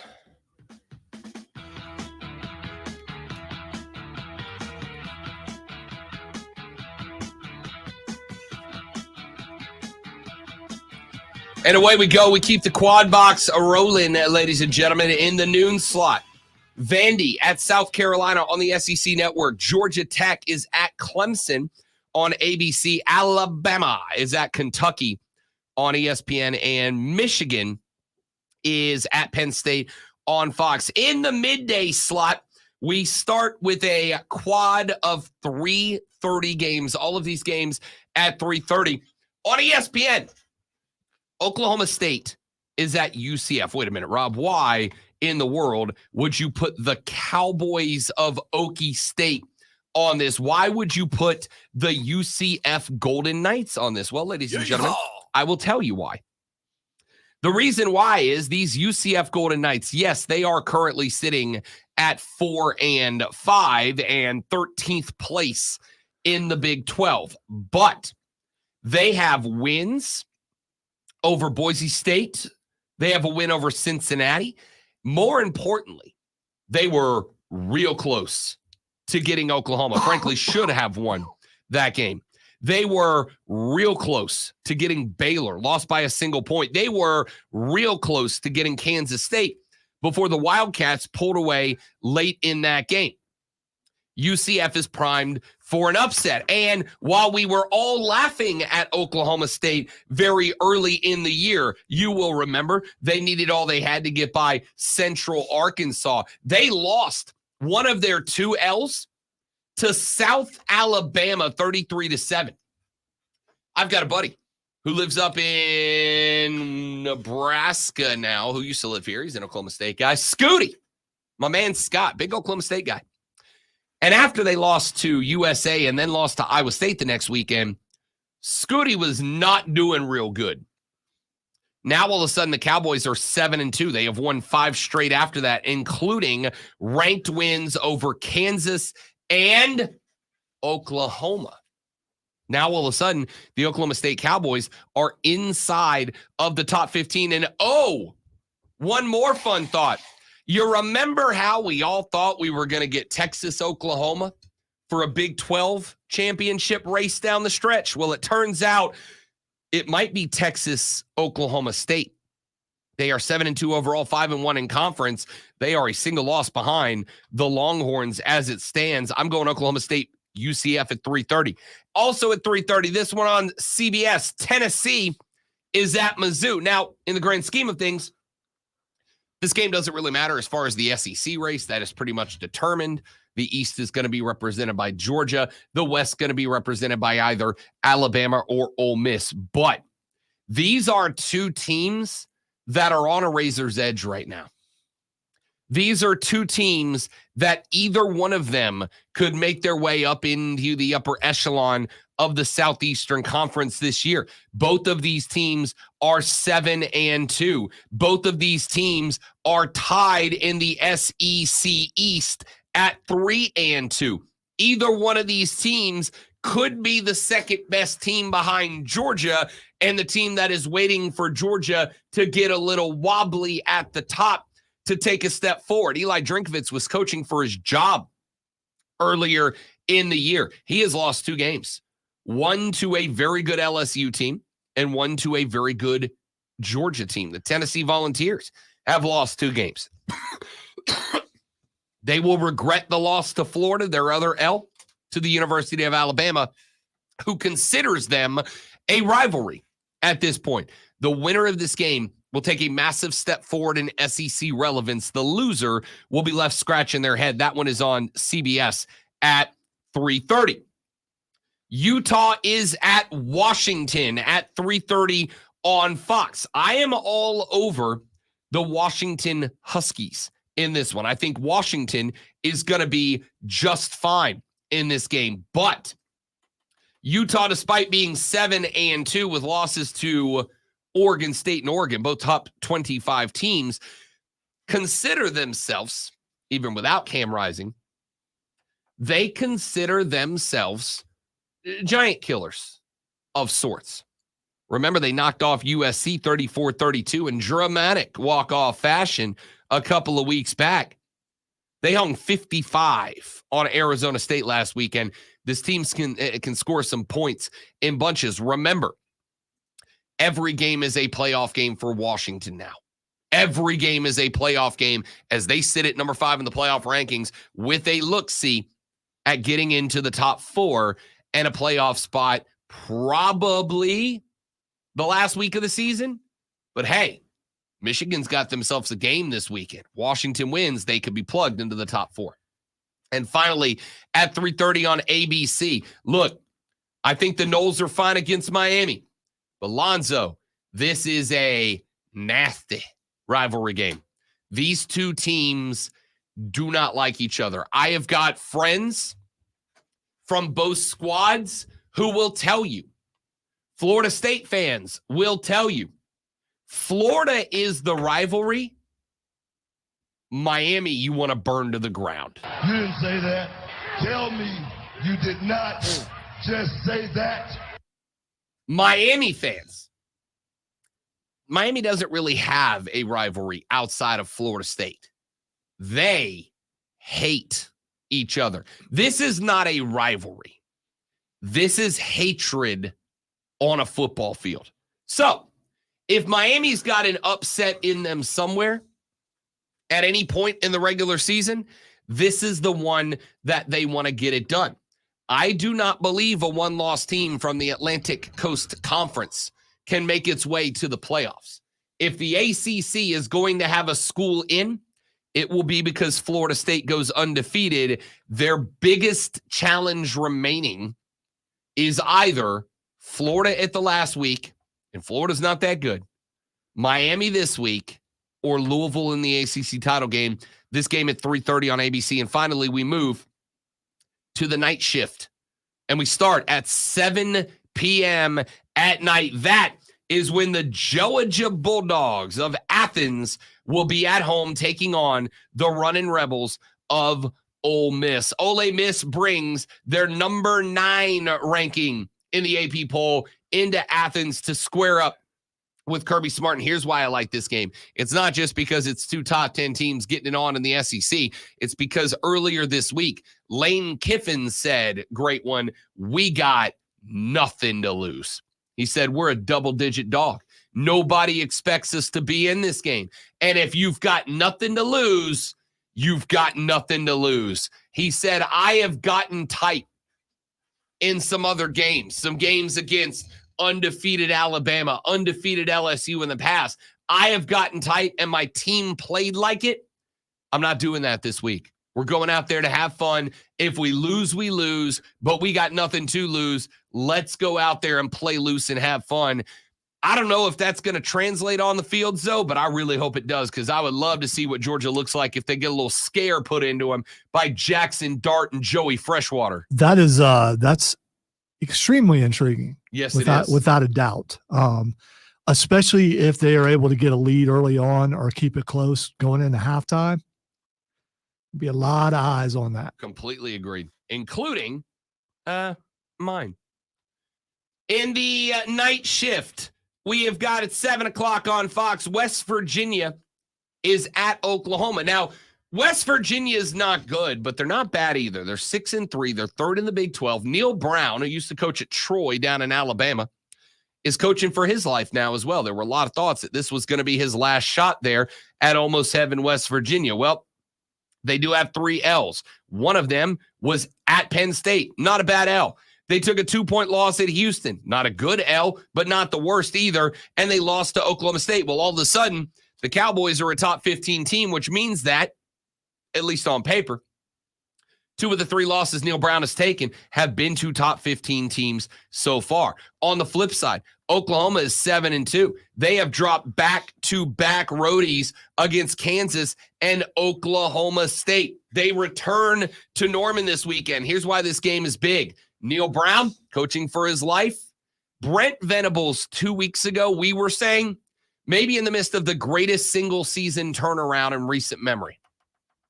Lonzo, if he drops this game and they go to 7-3, if he drops this game and they find themselves sitting at 5th in the Big 12 behind Kansas and Oklahoma State, if they drop behind Kansas State and West Virginia as well, all of a sudden, Brent Venables in 3 weeks will go from the single greatest one-season turnaround in recent memory to, oh no, he can't do it.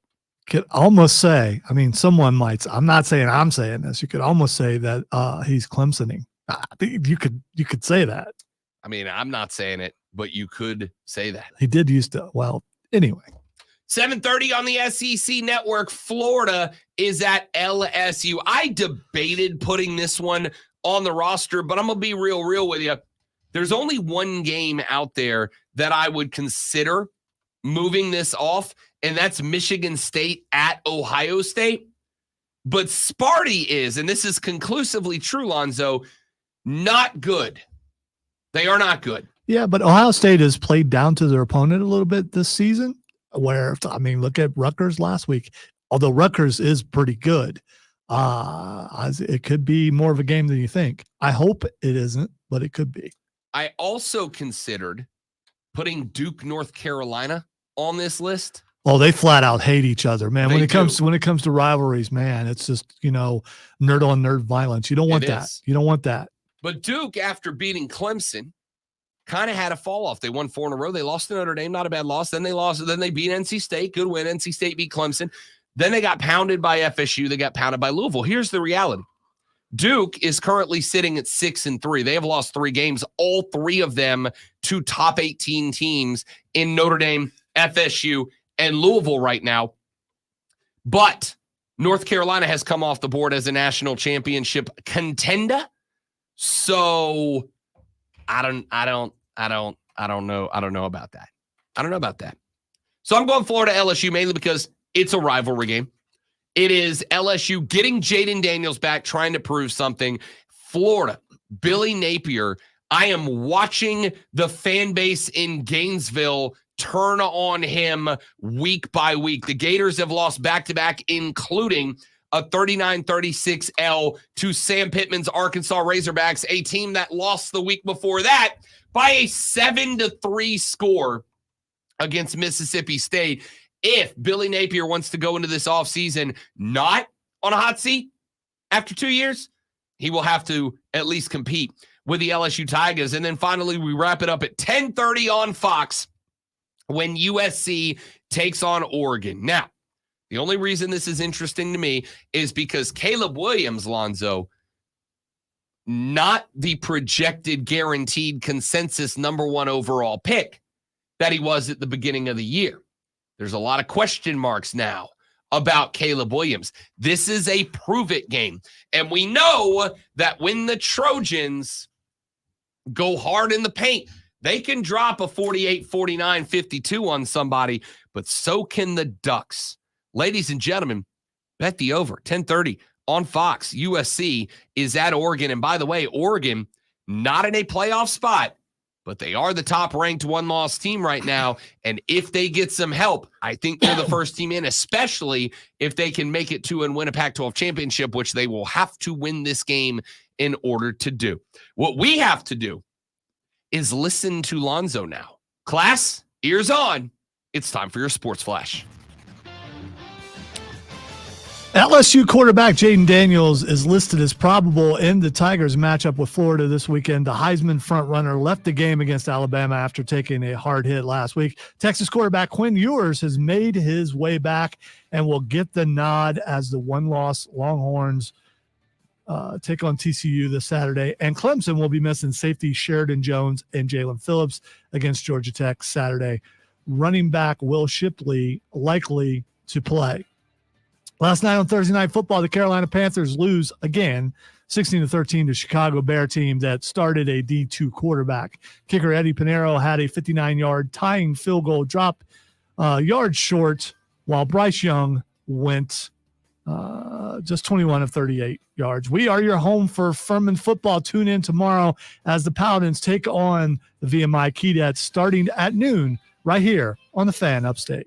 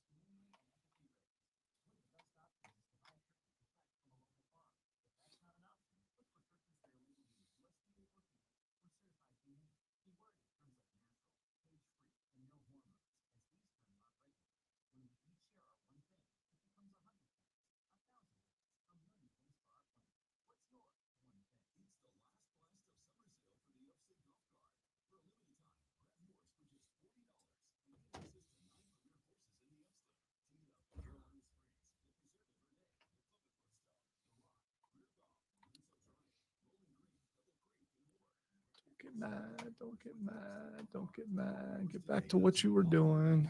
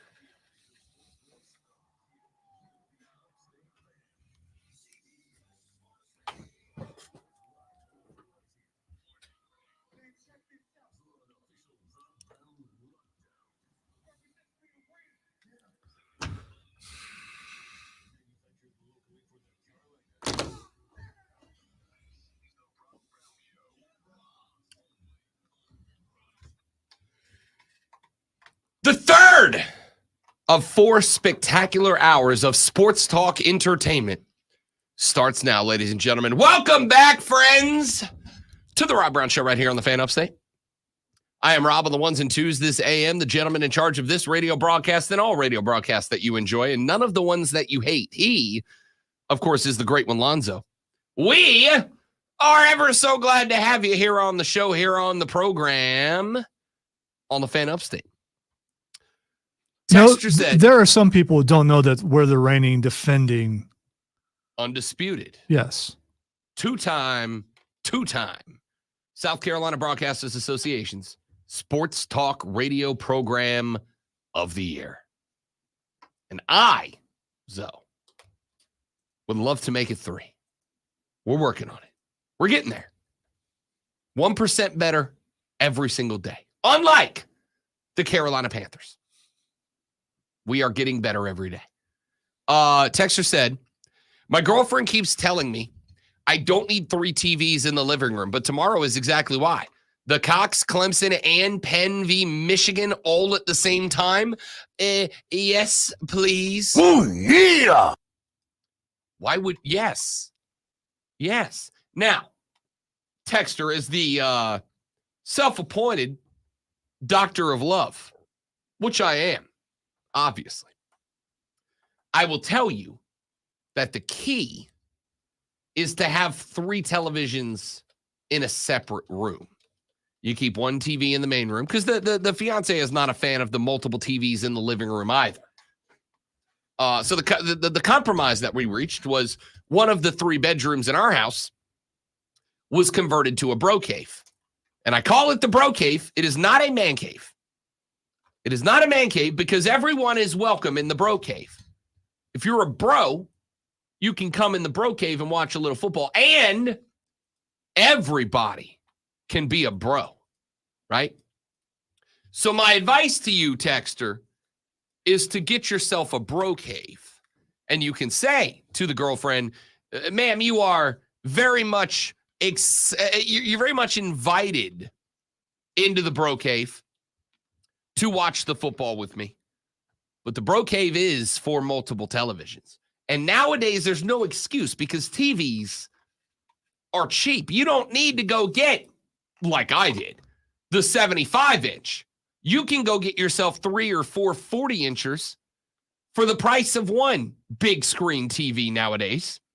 So go pick yourself up from your local Costco, like 3 40-inch flat screens.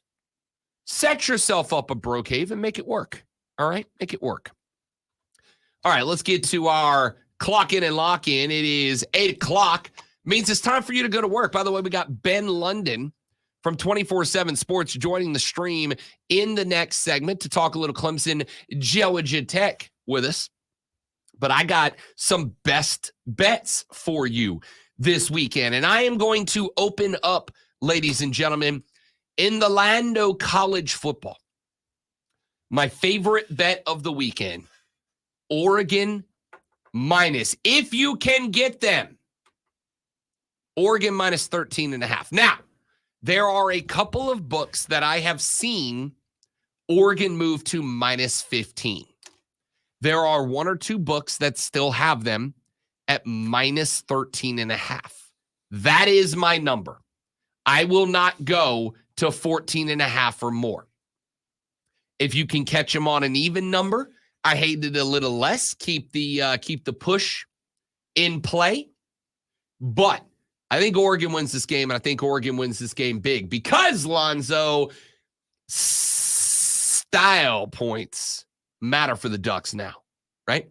Because there's a logjam of one-loss teams. And in that logjam of one-loss teams are, of course, Texas, Alabama, Ole Miss, and there will be a logjam of one-loss teams. And, oh, by the way, at some point, Michigan or Ohio State are going to get added to that logjam of one-loss teams. So if you want in out of that logjam of one-loss teams, style points matter. Oregon goes out and gets some style points this weekend against the Trojans. I like them to win by 17. I'd prefer them at 13.5, 15 or 14.5. If that's where your line is at, isn't awful. But either way, give me the Ducks Let's lock that in. Duke takes on North Carolina. Duke is catching 2 touchdowns. The exact inverse of Oregon on this one. If you can catch Oregon minus 13.5, take that line. If you catch them at 15, I got to think about it. Duke's the exact opposite. I caught Duke this morning at plus 14.5. I have seen a couple of books that still have them listed as plus 13.5. I like having that 2 touchdown number. If you can get them at an even 14, I'm good with that. Duke is going to be the healthiest that they have been in a number of weeks. North Carolina really doesn't have anything left to play for. They are, I think, too far out of the loop to make it to or win the ACC championship as we thought they would be participating in earlier in the season. I don't know if that means that they play down. I do know that the motivation is gone. And oh, by the way, it's a rivalry game. As Lonzo pointed out, on one side you have a Dork. On the other side you have another. Dork. Give me Duke plus 14. Let's lock that in. I have debated, Lonzo. I'm going to let you decide if this one gets a lock in or not. South Carolina minus 14 over Vanderbilt. If South Carolina plays the way they played against Jacksonville State, they will not cover 14 against Vanderbilt. If they play like they did in the first half of some other games this year, they absolutely will. My gut said absolutely lock South Carolina in at minus 14 over Vanderbilt. It's Vanderbilt. But my brain says, bro, you watched them play last week. You watch that. Debo ain't walking through that door. So, Lonzo, I will let you be the determination here of my money. South Carolina winning by 2 touchdowns plus, yes or no? Jacksonville State is a whole lot better than you're giving them credit. Vandy is still Vandy. But is Jacksonville State that much better than Vandy? I guarantee probably the entire Jacksonville State team is bigger than Vanderbilt. Man, so you are telling me to lock in South Carolina minus 14 taking on the Doors. And as I've shown quite a bit on this station from the beginning of when we first opened the doors, I am not good at this, so you probably shouldn't listen to me. So fade the great one is what he's saying. All right. Utah takes on Washington. The Huskies are minus 8.5 in this one.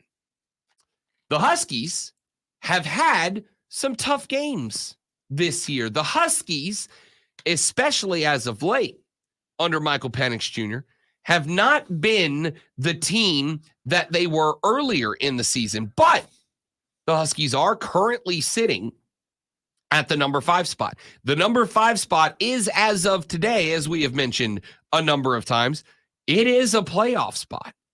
It is a spot that the Huskies can utilize to jump in because somebody's got to lose Michigan, Ohio State. The Huskies put up 52 against USC.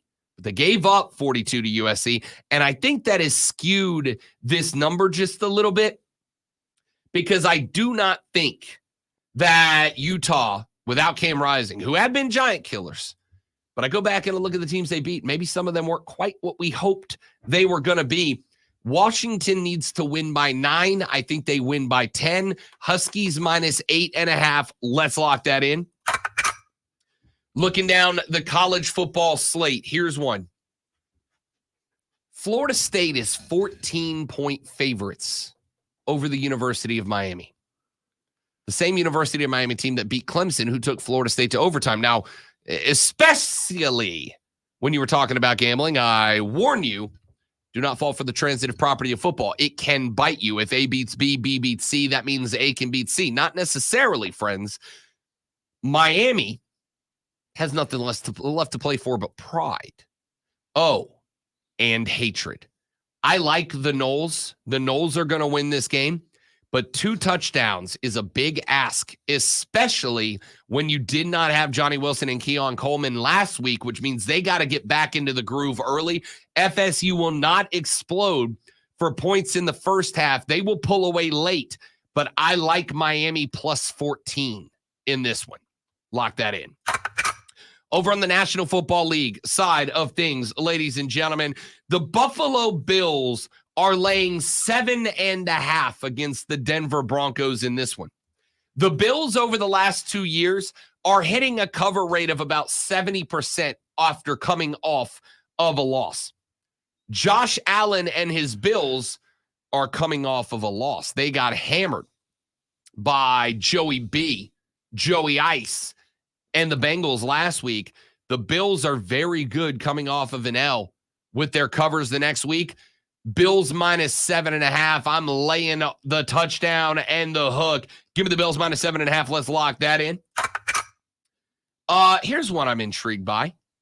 The Steelers are hosting the Green Bay Packers, and they are only 3-point favorites. There's been some drama going on in Pittsburgh. You got guys like George Pickens complaining about the team, complaining about their pay rate.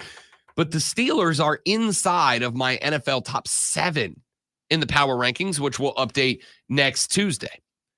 I do not for a second understand why the Steelers are only a field goal favorite over the hapless Green Bay Packers. You're telling me I only got to lay the field goal? I'm happy to, ladies and gentlemen. Steelers minus 3. Let's lock that in. New Orleans, Minnesota. Josh Dobbs is playing for the Vikings. They are 2.5-point dogs at home to the New Orleans Saints. The Saints offense 2 weeks ago looked like they were on track, 500-plus yards in a win. Last week against the Bears, the defense generated 5 turnovers, but the offense, once again, just could not get a finish. They won a 1-score game.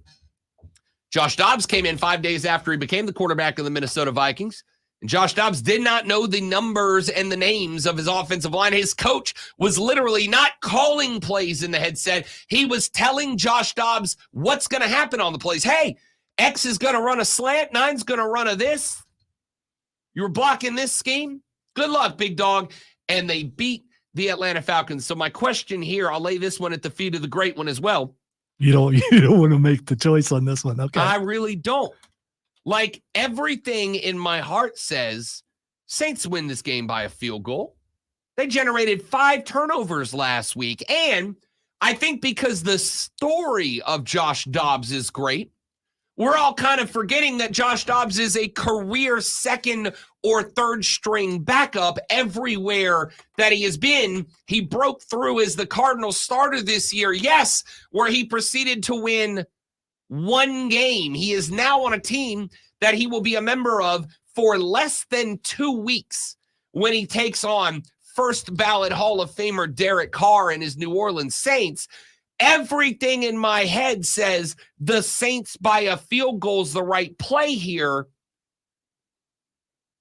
But there's a variable that I don't know of. I believe that Josh Dobbs only wins when his jersey is not available to be purchased. So if Minnesota hasn't made his jersey available yet, I would lean towards Josh Dobbs.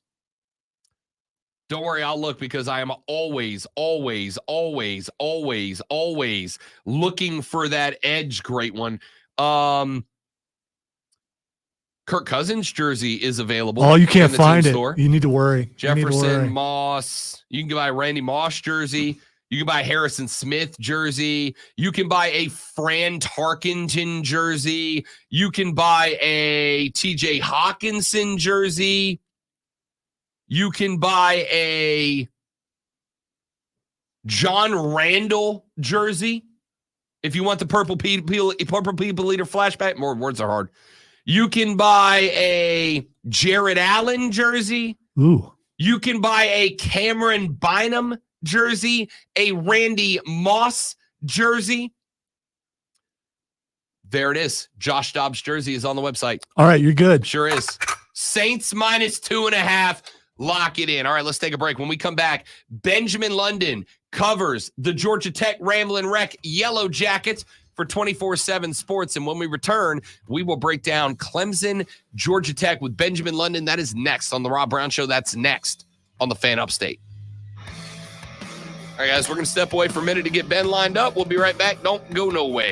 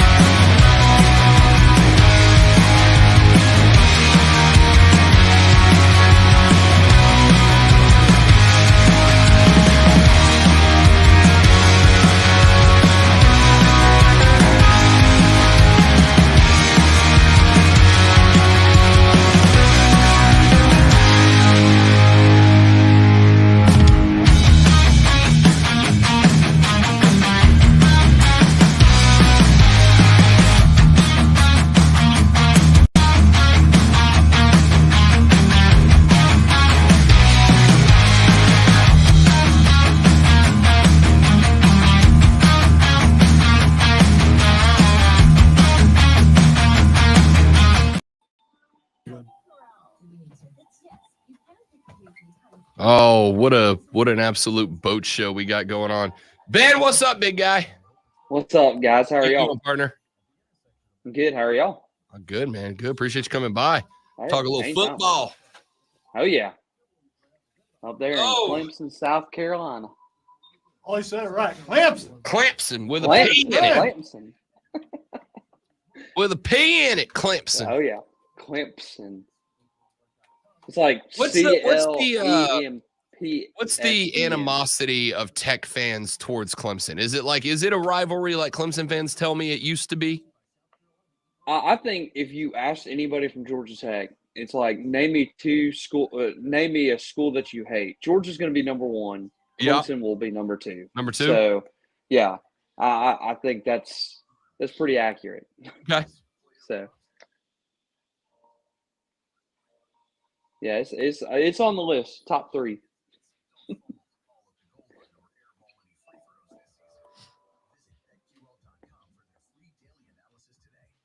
So I know that they're excited about this matchup. So I know Brent Key's excited about it too.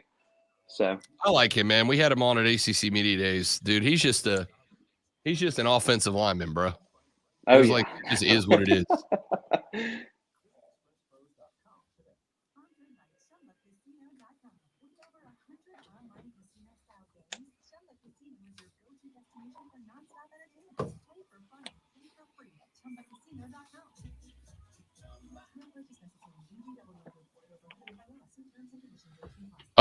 What's your Twitter handle?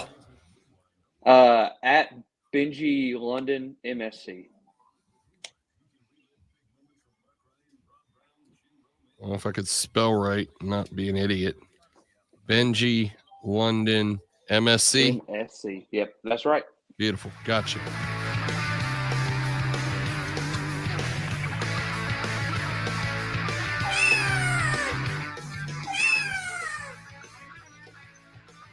I was getting a rallying cry out there. No, yeah, I had the guess. You know, sure. they play it in the Clemson Stadium. That's it. The faux Death Valley. Joining us now on the radio broadcast, 24/7 Sports, Benjamin London. He covers the Ramblin' Wreck of Georgia Tech. I had the pleasure of meeting him back at ACC Media Days in Charlotte before the season started. He joins us on the program now. What's up, big fella? What's up, guys? How are y'all doing?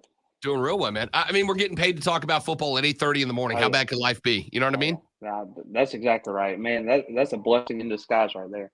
Ain't no disguised about it, pal. We are here and wearing a shirt that looks like this. There's no disguising what this radio broadcast is. Let's talk a little bit about this game. And I, as an outsider, when I got here, I got told, obviously, rivalry number one for Clemson is, of course, South Carolina. When the ACC announced their new scheduling format that goes into effect next year, and Clemson, Georgia Tech was not labeled as one of the protected rivalries, so it will no longer be an annual rivalry, I like half the Clemson fans were like, that kind of sucks. That's an old school, traditional, historical rivalry. I had about half the Clemson fans that were like, don't care. It hasn't been a rivalry in a number of years. What was the Georgia Tech response to that? I think they were honestly kind of shocked at first and taken back by it and saying, hey, out of all the schools within the ACC, Georgia Tech and Louisville are the only two teams that don't get a protected rivalry.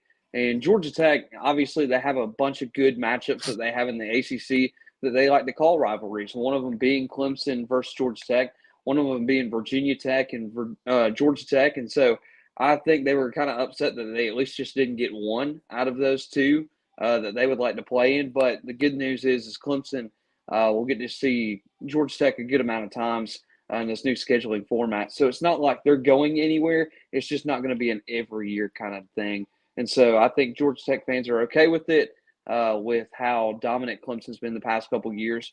But now seeing the Clemson now, it's kind of like, hey, it kind of sucks that we're not going to get to play them every year. Let's talk a little bit about where Georgia Tech is coming from in this game. It's very interesting to me because we have seen some wild finishes like the Georgia Tech Miami game. We have seen some disappointing results like the L2 Bowling Green earlier in the year, but then we've also seen some real good wins like North Carolina. This team is interesting to me. I really like Brent Key. We'll talk about him here in just a second. But Ben, when I look at where this team is, close game against Louisville, they were with Ole Miss for about a half. You beat Wake Forest, you lose to Bowling Green, but then you turn around and beat Miami. You lose to Boston College, you turn around and beat North Carolina. Like, it feels like this Tech team is real good at getting up but like not real good at playing up when they don't have to. Is that kind of what you've seen out of this Yellow Jacket team so far? In the first half, yeah, I think there was a statistic where it was like, hey, Georgia Tech's just going to win the even games that they have on their schedule and lose all the odd ones. Obviously, they lost the first game, lost the third game, lost the fifth game, and they just thought that trend was going to continue. In the second half so far, when they started off against UNC, they got that win. And then immediately after, everybody was like, oh, well, there's this narrative next week when you're going to go into Virginia that you guys are going to lose. Well, they went into Virginia and dominated Virginia, and you saw what Virginia did last night to Louisville on that Thursday night game for the ACC. So Georgia Tech, I think, is just trying to find their footing and try to find their identity both on offense and defense. And I think they're starting to find that, especially with Haynes King at their quarterback. We are talking with Benjamin London from 24/7 Sports. He covers the Ramblin' Wreck of Georgia Tech. Talk to me a little bit about Brent Key. We talked to Brent at ACC Media Days this year, and I love the guy because he's just an old school offensive lineman. And after he moved on from the last head coach, it was almost kind of like a full mentality shift with this team away from, we're going to go, contemporary, high fashion, new school football to we're going to try to come out and punch people in the mouth a bunch of times and see what happens. Has that attitude shift kind of taken hold within the program? Yeah, and I think when you look at Georgia Tech offensively, you see that, hey, this is not just a team that loves to run the football, but they'll beat you in the pass game as well. But they really rely on the run a lot. Obviously, Haynes King, if you've seen his rushing numbers this year, you kind of may be thrown back for a quarterback. You look at Jamal Haynes, who's been carrying the ball a lot. Dante Smith has gotten a lot of great carries. He came out and had a breakout game against UNC 2 weeks ago, and then last week against Virginia had a really good game. This run game especially has been probably one of the highlight keys on the offensive side, and it's been really good to see what Brent Key and Buster Faulkner has been able to dial up and say, hey, this is what we want to do, and Chris Winkie along with that group as well. Benjamin London from 24/7 Sports. As we go behind enemy lines and talk Georgia Tech Clemson this weekend, it is on the road. Has there been a marked difference in what Georgia Tech's been able to do on the road versus being in the friendly confines of Atlanta, Georgia?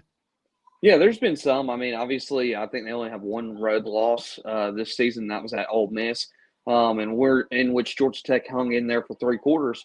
I think, when you look at the record overall, Georgia Tech has done fairly well on the road, and I think they want to continue that success. Obviously, you go into some tough environments that you've played in so far on the road, and you want to be able to get another big win in a hostile environment this weekend in Clemson, South Carolina.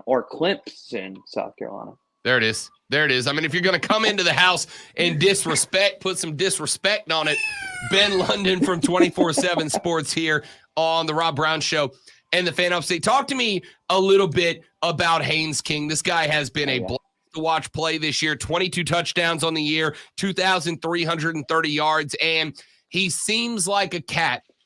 And Clemson, by the way, missing two of their starting defensive backs in this game. He seems like a guy that if you key in on stopping the run, if you throw everything you got at a Jamal Haynes, that Haynes King can get behind you and make some noise in the pass game. What should Clemson fans be looking for out of your quarterback? Yeah, and that's one of the big things that you mentioned is you want to look at Clemson's defense. Obviously, the front seven is probably going to be the biggest key for Clemson going into this matchup. I think what you want to do is be able to stop the run first and then allow Haynes King to open up the pass game. And if you could do stuff like that, you should be able to get stops against Georgia Tech's offense. And that will be a big key going into the game. If you're Georgia Tech, you want to kind of do the opposite. You want to get the run game going early. That way you can challenge Clemson's defense to say, hey, what adjustments are you going to make at the half to stop our run? And then Georgia Tech may allow things to open up in the pass game. So Haynes King has been a very, very good addition to the Jackets this season so far. And I think plenty of people will say they are very happy that he's the quarterback right now for Georgia Tech. So you guys this year have kind of struggled against the run, giving up about 223-ish yards per game on the ground. Last week, Clemson ran Phil Maffa 36 times in that game for about 200 yards. They did not have Will Shipley available. They get him back, so you kind of get that Thunder Lightning duo, but also a team that has had some struggles with turning the ball over when they've gone to the ground. What is Georgia Tech looking to do defensively to prevent Phil Maffa from having another career day, especially knowing that Shipley is back in the fold this weekend, more than likely? Yeah, you looked back at the UNC game. Obviously, UNC walked into that game and said, hey, we want to be able to run the football a lot more. And so you saw, if you watched that game, you saw Georgia Tech go into that game saying, hey, we're going to stop the run. And then Drake May opened up the passing game a lot more. They just weren't able to finish the drives off like they wanted to. And so that will be the challenge for them. How good, and you can say this, Drake May is a whole entire different quarterback than Cade Klubnik. No offense to Clemson fans. But, you look and say, hey, if you're able to stop the run, do you want to challenge Cade Klubnik in the pass game? And I think they'll agree. Yeah, we want to challenge him in the pass game. He hasn't been as successful as somebody like a Drake May this season, or a Tyler Van Dyke, or, guys like that in the top of the ACC. So if you want to go in and say, hey, you want to stop the run, let's challenge Clemson in the pass game. And how will Georgia Tech defend that? Well, I mean, you got Miles Brooks, you got Jalen King, you got Miles Sims, you got a couple of veteran defensive backs and safeties that they can rely on to help stop that pass game when they're able to stop that run game up in the front seven. But that's going to be a key, is being able to stop the run, as they've not been very efficient at consistently this year. Ben London from 24/7 Sports joining us here on the Rob Brown Show with the Fan Upstate as we break down Georgia Tech at Clemson this weekend. Tech obviously currently sitting at 5-4, third in the ACC right now with a 4-2 conference record. But I don't think anybody's going to be mistaking Georgia Tech as an ACC contender this year. To me, this year for Georgia Tech, it is about development. It is about finding, building, creating, and then maintaining the culture of what it will take for a program to shift into the next era of football. But man, to me, I got to think, if you're Georgia Tech, you have seen some of the struggles of Clemson this year. Even with the win over Notre Dame, that Notre Dame was the exception to the rest of the Clemson season, not the rule. Does this, I know Brent Key is going to 100% old school offensive lineman give me the only game that matters is the next game, and it matters as much as the last game. But, I got to think, if you're a Tech team looking at this Clemson team that feels vulnerable even after the win over Notre Dame, this has got to be, they've got to know this is the chance to put a banner win up. Yeah, and Brent Key even mentioned it at the beginning of this week. I think it was on Tuesday when his first press conference was this week. He mentioned, hey, Clemson has been the standard of the ACC for the past decade. And he's like, you can look at the record this year and think what you want to think and say, oh, well, they're not that good of a team this year. They're struggling. They're trying to find their identity, whatever. You can say all these things you want. But they have been the staple of what the ACC football looks like for the past decade. And he's not going to overlook these guys. And it's like you said, Brent Key has always said, it's the next game mentality. You don't want to overlook a game. And I don't think they have. I think last week, you could have overlooked Virginia and you would have saw what happened there.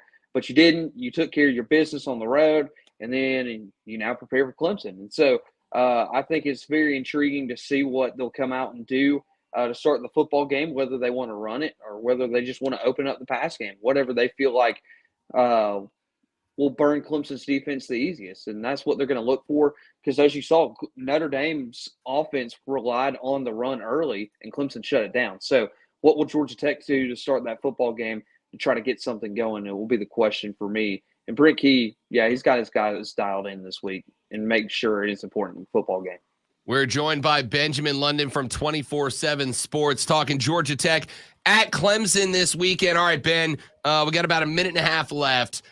Give me the two things Georgia Tech has to do, one offensively, one defensively, if they want to come into Death Valley and get the upset over Clemson. Well, I think offensively, like we mentioned, you want to get that run game going against Clemson's front seven. They've been able to stop it against Notre Dame last week. That was a big key factor. But what does Georgia Tech want to do offensively, and what do they want to kind of find their identity in? Because when you look in a lot of games this year, you see that they put their identity in the run game or they put it in the pass game. And it's not been as much as one. There's been more run than there was pass, or there was more pass than there was run? What do they try to find their identity in? For defensively, that front seven is going to be key in stopping Maffa and guys like Shipley, who comes back this week for Clemson. That's going to be a key. And then if you're able to stop the run, what do you do defensively in that back secondary to say, hey, we want to stop Cade Klubnik? So those are the two biggest things I would see for offense and defense going into this game this week. Benjamin London covers the Ramblin' Wreck of Georgia Tech for 24/7 Sports. And if you would like to follow him on Twitter, you can do so at Benji London MSC. My man, great to have you on the air, buddy. I appreciate it. Good luck to your wreck this weekend. I really think this could be like a real entertaining football contest. Yeah. Forget the spread. It's not going to be 14 points. Yeah, I can promise you. Wait. Can I lock that in? Can I go with the Benji London special? Can I lock in GT plus 14.5? Yeah, buy the money line now. Like it. Buy the money line now. Man, I got to tell you, bro, you may have to come back on Monday and eat this one way or the other. It's okay. My man, I like it. Ben London, great to have you on the show, buddy. Thanks for coming by. Thanks, guys. See y'all. You got it. That is Benjamin London from 24/7 Sports. Again, you can follow him at Benji London MSC on Twitter if you want to keep an eye on what the Wreck is doing as they get ready to head to Death Valley and take on the Tigers this weekend. Coming up in the next segment, we are going to have Jarrell Hendricks, John Epps, and Kevin Thomas from the Moving the Chains podcast right here on the Rob Brown Show in the Fan Upstate.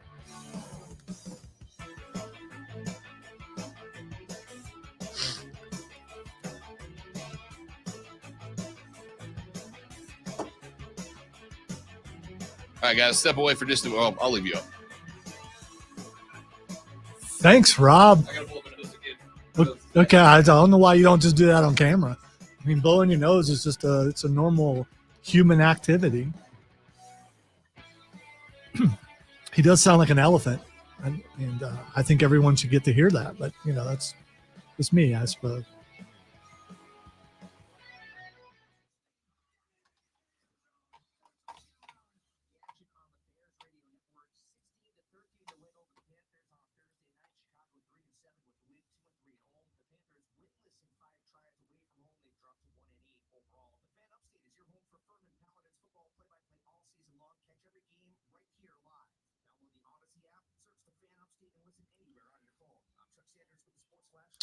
That's what I said, Zach, but I don't see the third one. So, I mean, there's that. I mean, we'll see. But maybe he's on there and it's just haven't paged down. I just,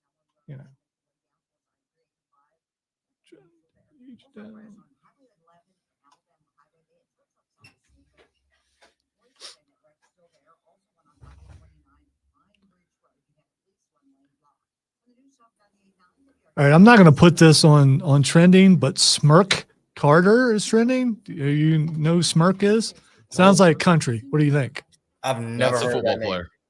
Before I click it, so you guys don't think it's country? Let's see. Javon Carter had a smirk. Okay, so it's Javon Carter from the Suns. Oh, okay. Yeah. All right. Well, why is it trending in music? It's trending in music. No, there is a Smirk Carter. Oh, okay. He's a rap artist. Well, there you go. I'm not hip to the lingo. Kev, how you feeling with your full night's sleep not coming out to watch some country music last night, man?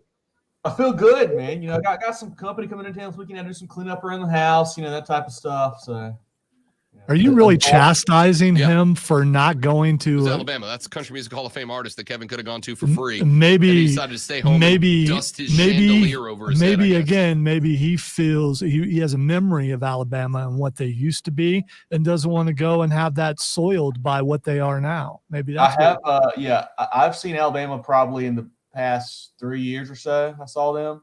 They're still great, but like you said, Lonzo, it's not really Alabama, I guess, anymore. More importantly, Kev, you could have stood out on the back patio and had a beer with me. Now, that probably would have been better. That would have been better than, That is fun. I've done that too. John Epps has done that too. Would recommend.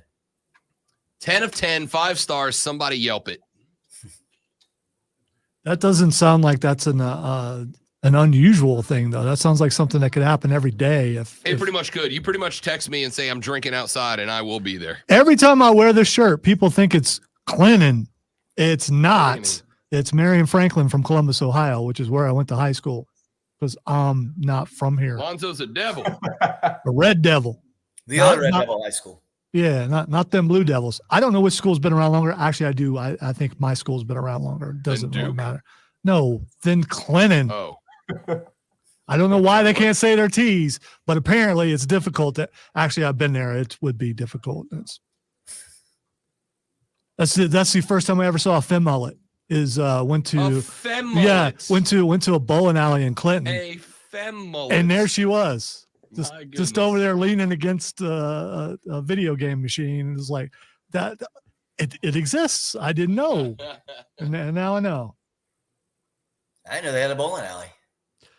Yeah, this was like a decade ago. I'm guessing they still do. She was also pregnant, and which made it even. Yeah, it's stuck out of my head.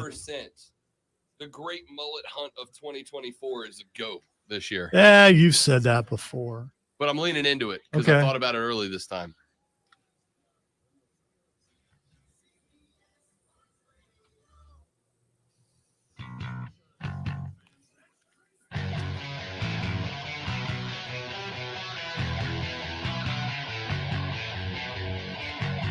Ladies and gentlemen, the only thing better than high school football on a Friday night is playoff high school football on a Friday night. Round 2 of the South Carolina high school football playoffs get underway in just about 10 hours from right now.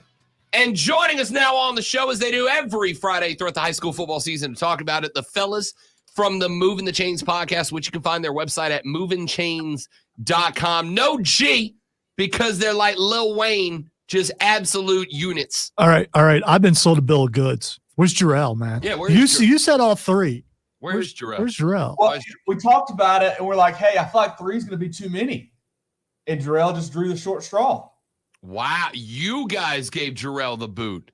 Actually, Jarrell gave himself the boot. He's like, I'll just sleep in. Direct quote. Y'all take it, I'll sleep in. All right. After 4 weeks of waking up at 3:30 in the morning, I do understand that. Just so we're all keeping it 100, as the kids say. We got Kevin Thomas. We got John Epps with us here on the show. You can follow them on Twitter and Instagram at Moving Chains. Fellas, good round 1 across the state of South Carolina. Really good. I mean, obviously you get some 1-4 matchups that end up being blowouts, but overall a fun week of football, man. And this week is going to be just huge matchup after huge matchup all across the state, it feels like.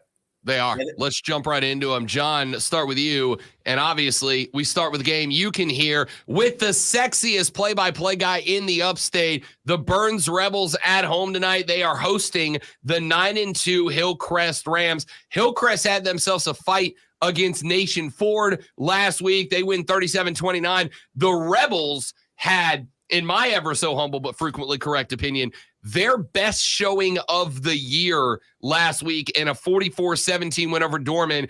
It was close until about halfway through the second quarter, and then it was all Burns down the stretch. We'll get into some of the individual efforts, John, but just start with your overall view on Hillcrest at Burns tonight.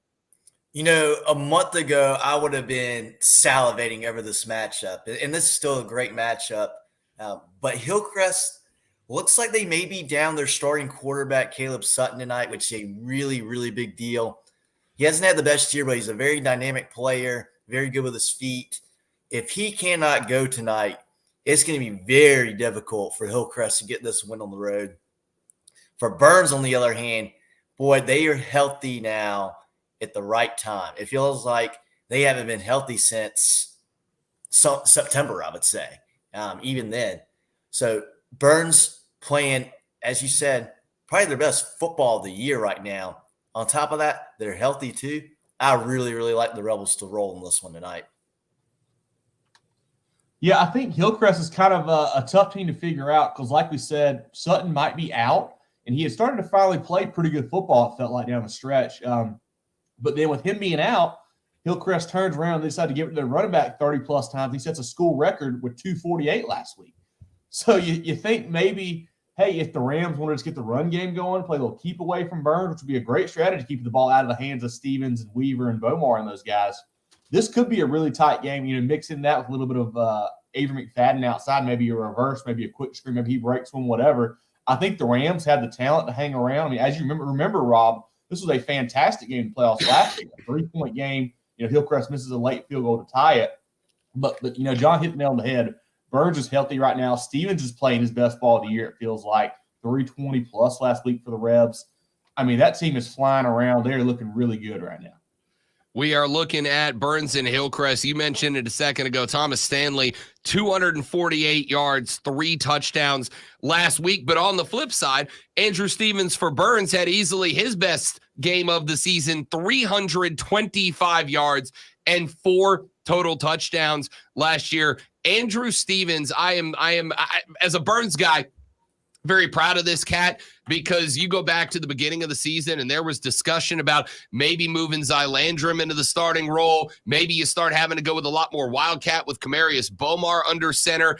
This kid weathered that storm and has just gotten progressively better. I mean, you go back to Gaffney last week and he was under assault from the Indians, or 2 weeks ago, was under assault from the Indians in the front four and just delivered the football. Last week, had a little bit more time in the pocket and was finding guys down the field. There were probably, I think, 2 passes that were real close to going the other way. He had one down the right-hand side that, 3 inches lower, and I think it's a turnover. And then Dorman had one in the end zone that went, and this was just kind of what the Rebels had going for him. One went through the hands of a Dorman linebacker, came out the other side as a floater, and there was a Rebel there to pick it up and take it in for the score. Andrew Stevens has weathered the storm, fellas, and all of the sudden looks like a very poised quarterback. If you get that out of him tonight, I got to think Burns on paper looks like this is a win for the Rebels. Yeah, I think so. I mean, like you said, Rob, it's great to see that because there was a lot of discussion, even as recent as 2-3 weeks ago about, hey, should we switch quarterbacks or this and that and whatever. But he has stepped up. Man, I think last week may have been Burns' best game of the season. That was a rivalry game against Dorman. I know you already played them, but you only beat them by a 2-point conversion. They failed late in that first ball game. The Cavs did. To come back and put the hammer down last week in the playoffs is really impressive. I think like you said, if he doesn't turn it over, I see Hillcrest having a hard time getting enough stops, and especially with Sutton being out to win this ball game.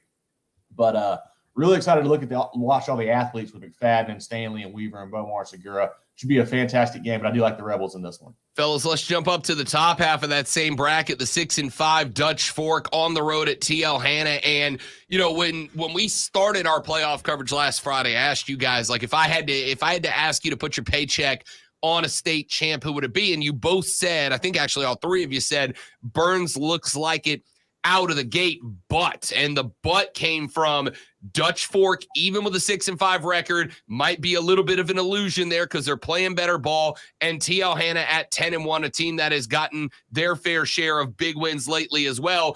Now those two square off against each other in the top half of the bracket. Can this game be as good of a game as it looks like it could be on paper? I think so. I think this is going to be an awesome ball game. Now, it could be low scoring. We got 2 pretty good defenses squaring off. Dutch Fork has been playing good defense for years. They've just been overshadowed by the incredible talent they've had on offense. You remember Jalen Hylett now playing for the Giants. They don't have that this year, but that offense is starting to figure things out. And I thought this was pretty interesting. Kevin and I were talking about this earlier this week, how this Dutch Fork team beat TL Hanna in the 2018 and 2020 state championships. And, hey, maybe TL Hanna's looking for some revenge. I follow Dutch Fork on Instagram. They've been putting out a couple of videos this week. One of them was TL Hanna players in the locker room saying, we want Dutch Fork, we want Dutch Fork. And there's a lot of hype on the Dutch Fork side to get to this game. I think Dutch Fork's going to have some juice in this game. They're not going to be the only ones with a little bit of a chip on their shoulder, so to speak, tonight at this one. I think it's going to be a really fun ball game. TL Hanna always seems to win a playoff game or two that you don't think they're going to win. this could be that game tonight. I think it's going to be an awesome matchup over in Anderson. I like Dutch Fork. I like their defense to pull this one out. But, I think this would be a great game. Yeah, TL Hanna has been rolling all year long. One loss early in the season, but they've really, really figured it out since then. KD Patterson at running back is a stud. He's a D1 kid. Had a 6-touchdown game a few weeks back. He's really rolling. But the key for Dutch Fork, like John said, the defense has been great all year. The quarterback, John Hunt, is back from injury. He's playing well now, getting the ball to Jacob Hamilton and those guys there. And Coach Tom Knotts knows they're pretty good. If you've watched his post-game and pre-game interviews the last few weeks, he's got a little different confidence to him. He can tell they're rolling at the right time. I think the Silver Foxes keep winning. I think they go on the road and win this ball game. I love y'all saying take the under between two teams that scored 56 and 53 last Friday night. I'm good with it. Let's take a look at a couple other ones. Here's another big one that could impact the Rebels because if they win tonight, they'll catch the winner of Spartanburg JL Mann in week 3. Give me your thoughts on that one, fellas. JL Mann's offense. It's going to be another really fun ball game here. Give me your thoughts individually of each other, fellas. Go ahead, Kev. Yeah, JL Mann's offense is explosive with Anderson and McClellan and those guys there. Spartanburg has played great defense all year long, have had some problems scoring points. They played well last week, dropped 30-plus on a pretty good Rock Hill team on the road. I like JL Mann and Scoot Watson to get a win here. I think just a little too much firepower. I think they win this ball game at home. I really like the way Spartanburg's playing. The bugaboo about the Vikings all year has been, man, they can't score points. They can play, they got good defense. It keeps them in every game they play, but they can't score some points. And last week they put up some points. Spartanburg, if they can get that offense figured out tonight, if they can put some points on the board, I think they got the defense to win. But this is an awesome game where you got a really good defense in Spartanburg and a really good offense in JL Mann going at it.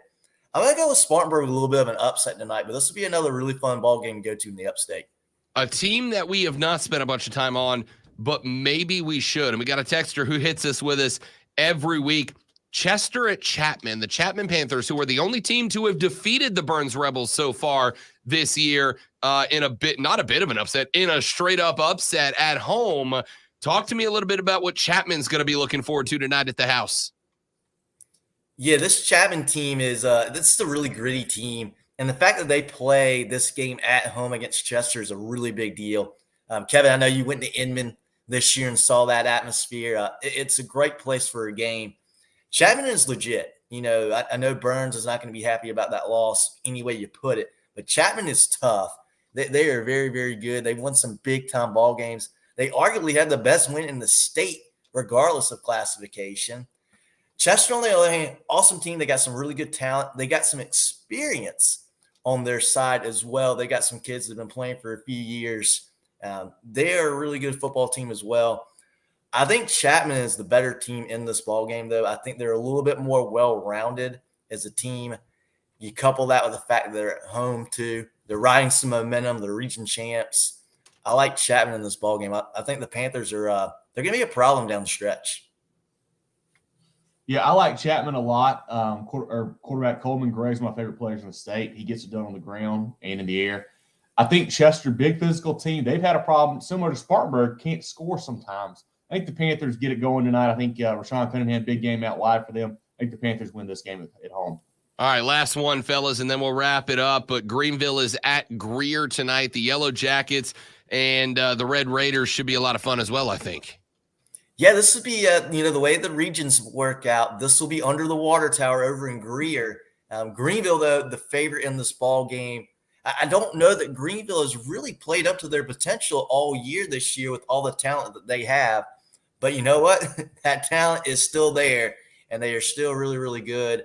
It seems like they're starting to put things together a little bit better here toward the end of the season. I think we see a big game out of the Greenville offense. They got a stacked offensive line, Mazia Bennett out wide.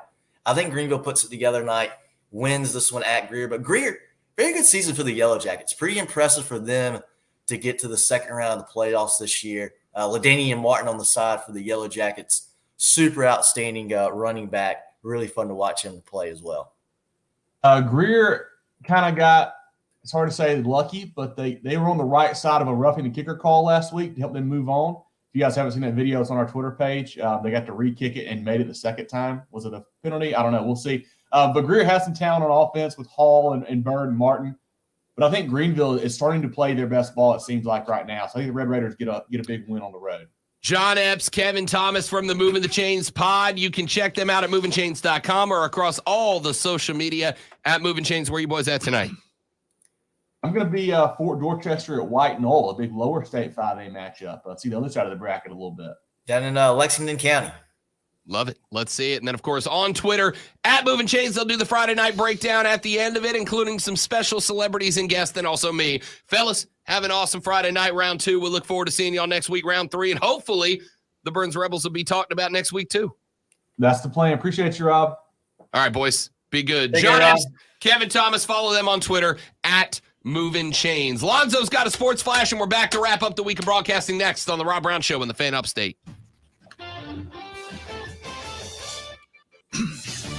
Last night on Thursday Night Football, the Carolina Panthers lose again, 16-13 to Chicago Bear team that started a D2 quarterback. Kicker Eddie Pinheiro has a 59-yard tying field goal, drop yards short, while Bryce Young went just 21 for 38 for 185 yards.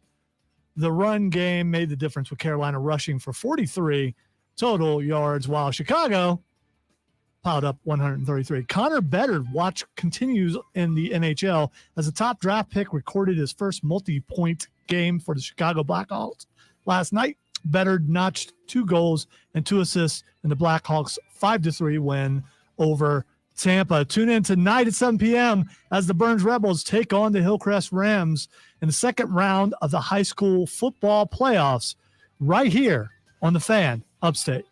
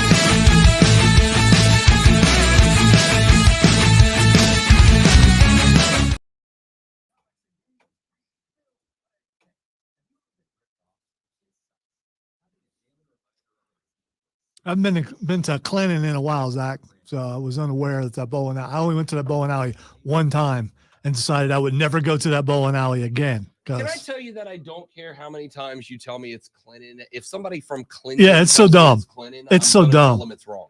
Would you? Yes. Well, maybe if you want to go to a town called Clinton. No, I agree. The name of the town. Maybe you should go to Clinton and just walk around the town square. Yeah, they don't really have one. Remember President Bill Clinton? No, because that's not how you say that. Hi, Snowman. You need to acclimate more. Oh, it came dope. Love that. Love that. Good look. Yeah, well, you're not wearing that for FC Barcelona. The Stones, isn't it? There's a cat in the soccer fan club named Gwen who's from Liverpool, and he talks. He is still Liverpoolian, and it is hilarious to talk football with him. It's hard to follow. It's hysterical. Yeah. When you get him started on Liverpool and just let him roll, within 30 seconds, you're like, I don't know what these sounds are that you are making. It's a blast. Hey, that's an intro. Oh, it is. We have that's what that. Thanks for coming by, buddy. See you guys. I'll come see you after the show. Bye. He just wanted to be on the stream. That's fair. Yeah, it's a good jersey. Welp. I lied. I said it still smells like him. I'm not saying. Man does have a very distinct scent. No. That's that new kit smell. No, it's the cologne he's wearing. That's it's pretty strong. It is. Snowman just rolled in because I'm not being negative, but I can taste it. No, so it's. I'm very sensitive to smells. Snowman just rolled up in here with he got a brand new FC Barcelona kit, but it's the Rolling Stone sponsored kit. Which you told us about it. Yeah. And now we got to see it. That looks pretty cool. And I know that I need to keep working in radio to make Stoneman money one day because he told me how much that kit cost, and it's like the same price as a ticket to see the Rolling Stones. Yeah, but you got to work in radio, and you also got to be management level. I think that's okay, I take it back. Yeah. I take it back.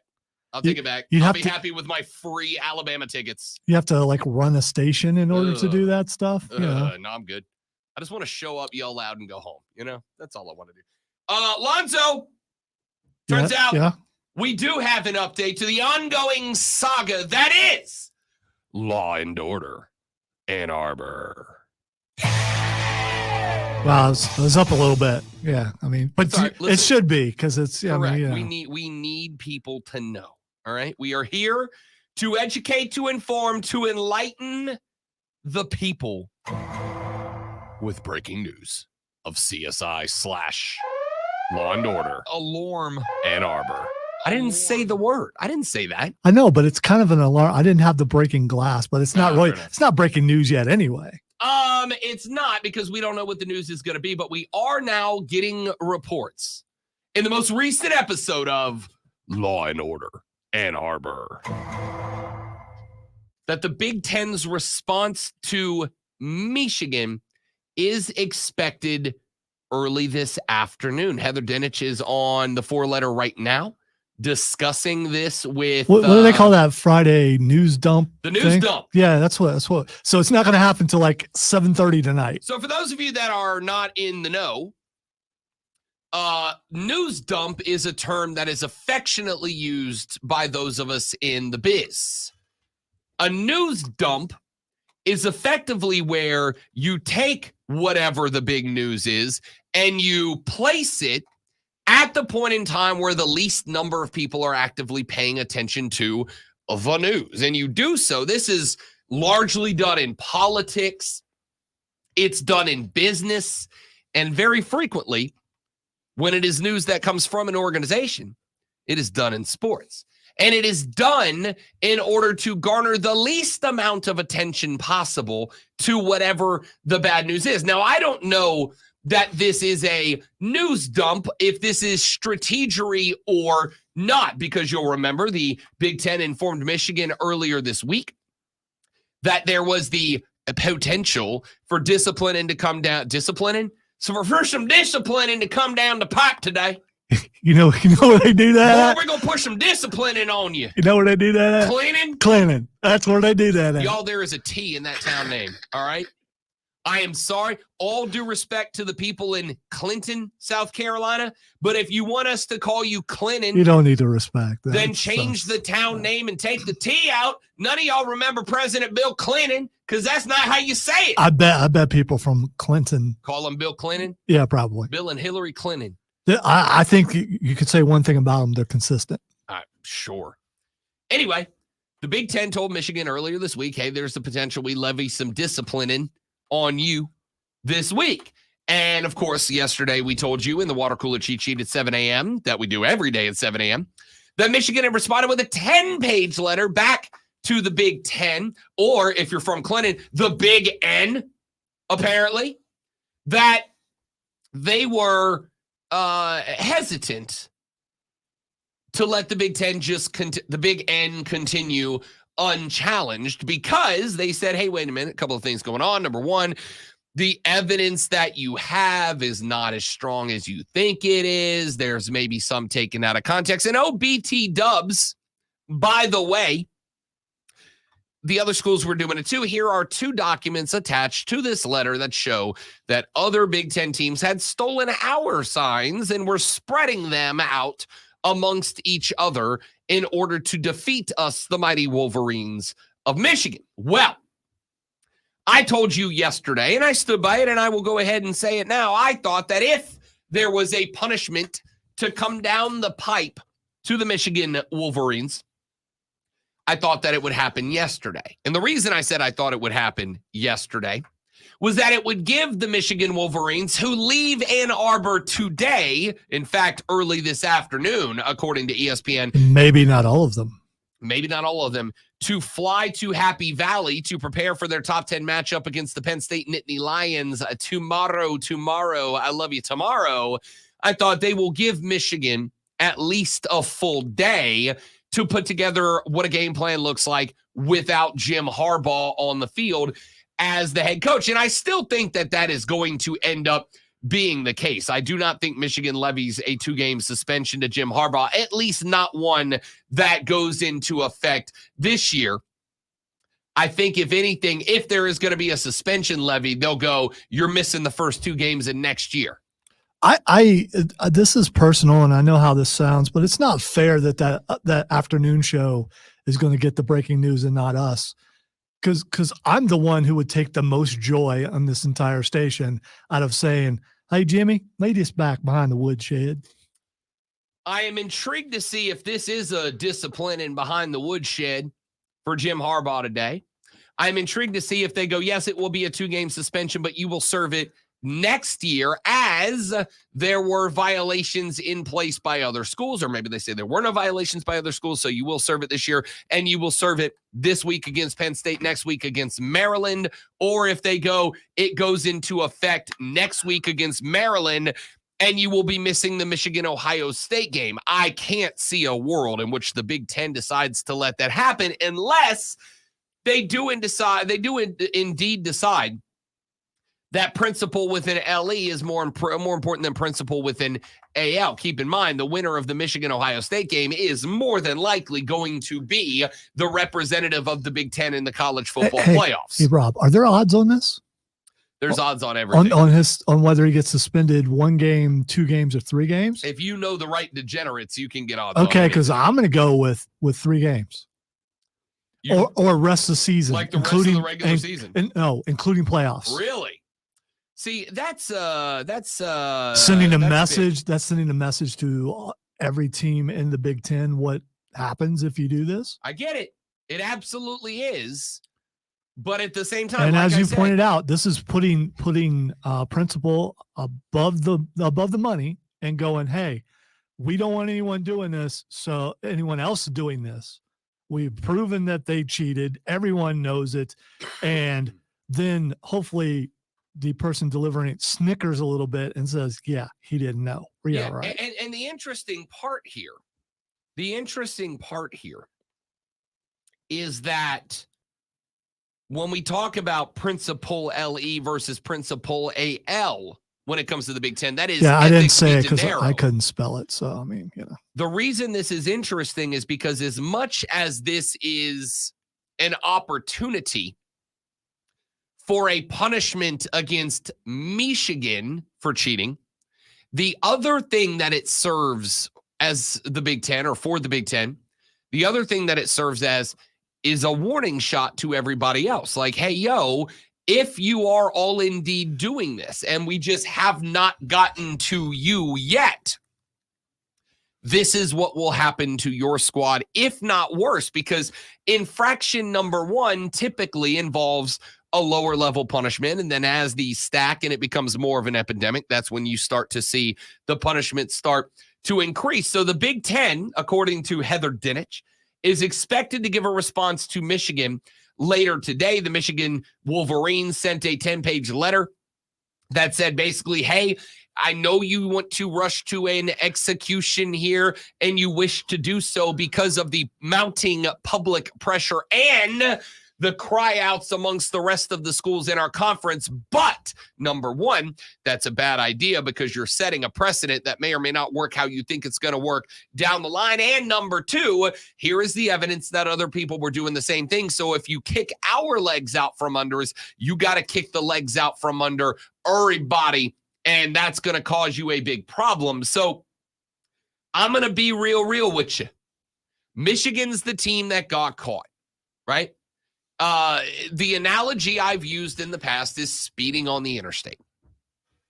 It is something that there are 2 groups of people. There are the people who speed on the interstate, and then there are the people who say they don't speed on the interstate and are lying. We all do it. There is a marked difference between speeding on the interstate and doing 5 or 10 over versus speeding on the interstate and doing 45 over. If everybody's doing 5 or 10 over, most of the time your friendly highway patrolman is just going to look and go, all right, he may even go so far as to flip the lights on and off real quick, like, bloop, I'm here, just so y'all know. But if you are speeding at 45 over and passing everybody, my bet is you are probably going to be having a discussion with a gentleman in a flat-brimmed hat, right? So, with that being said, if Michigan goes through with a punishment here, or if the Big Ten goes through with a Michigan punishment here, effectively what they're saying is y'all was doing 50 over, everybody else was doing 10, so you got. But here's the other thing. Even if there are 50 cars all speeding at 45 over on the interstate, if there's one cop, only one car is getting pulled over. Now, that cop might radio ahead to everybody else and go, hey, I got a convoy coming in for 45 over, ship, I can't jump over.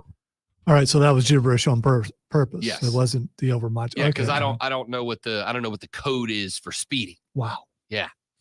He might radio and go, hey, we got all these guys. Just keep it up. But what are you doing at that point? You're saying keep an eye out, right? Because if there are 5 of us going 50 over down the interstate and the red sports car gets pulled over, everybody else in that convoy is going to slow down and go, uh-oh, Smokey's out. We got to be careful. The fuzz is watching. And they're going to pull back a little bit.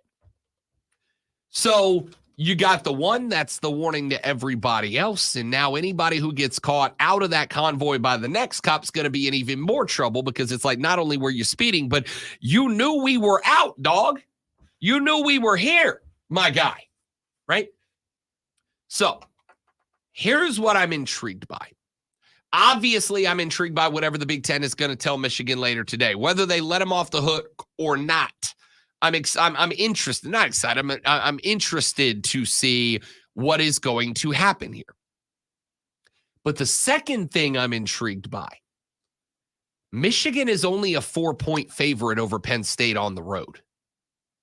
Ohio State had themselves a ball game against the Penn State Nittany Lions. Michigan has got to go to Penn State, unlike the Buckeyes who played that game in Columbus. They were this morning only a 4-point favorite. My question here is going to be, and I hate this because it is such a damn cliche question, but my question here is this a distraction that Michigan will have a tough time putting in the rearview mirror. Because if you are Jim Harbaugh, even if you are allowed to coach this Saturday when the Wolverines are on the road at Penn State, this is a big deal. This is not just a matter of a 2-game suspension. It is not just a matter of Michigan at Penn State. We all have to keep in mind as well, if the Big Ten decides to levy a punishment against Michigan, Lonzo, I'd make the argument that the NCAA would then go, we probably need to do that as well. And if the NCAA brings the ban hammer down, the suspension will not be 2 games. It will be probably in the ballpark of 6+. And if the ballpark suspension is 6+, despite the fact that the NFL as an organization has said, yeah, we're not going to let Jim Harbaugh use us as an escape from his accountability at the college football level, some team would go, we will. We will. The Las Vegas Raiders would say, we will. We'll let Jimbo come back to the league if he wants to coach here.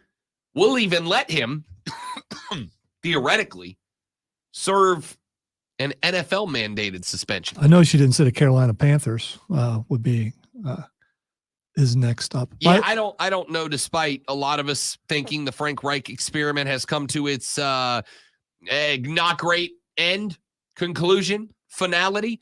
I don't think that Tep's going to move on from Frank Reich after a single year. I could be wrong. The closest I've found on the call is it's an 1195, which is a routine traffic stop. We got an 1195 out here, exit 95 after that 395 north. We got 15 more cars heading your way northbound right-hand lane. Let's go subs all over.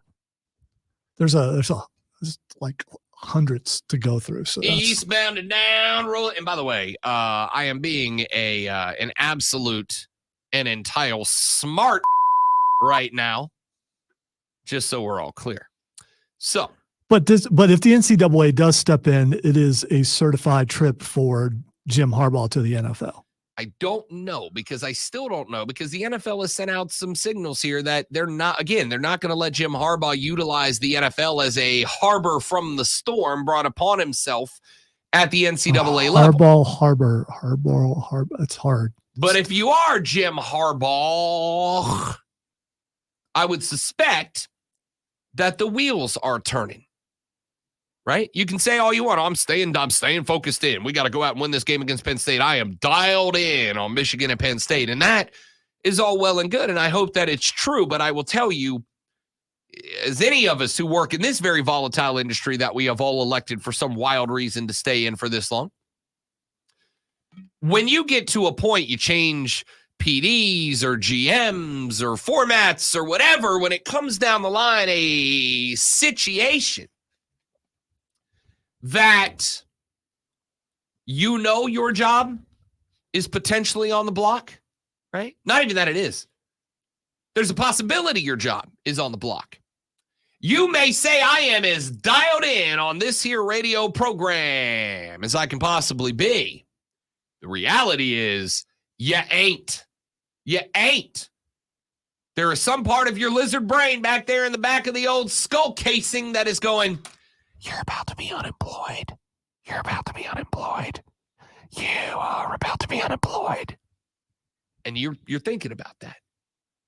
So, my question here is, does this throw Harbaugh and the boys off enough that they could go on the road? Because here's the thing, Lonzo. I believe if they lose to the Penn State Nittany Lions this weekend, kind of solves a lot of problems for the Big Ten. They can just hammer the suspension after that, because Harbaugh going to Ohio State with Michigan in the last week and not being the coach means you're much more likely for Ohio State to win, have an undefeated season, win the Big Ten, and the Big Ten has their championship team, and they get to go, hey, look, everybody, we hammered Harbaugh.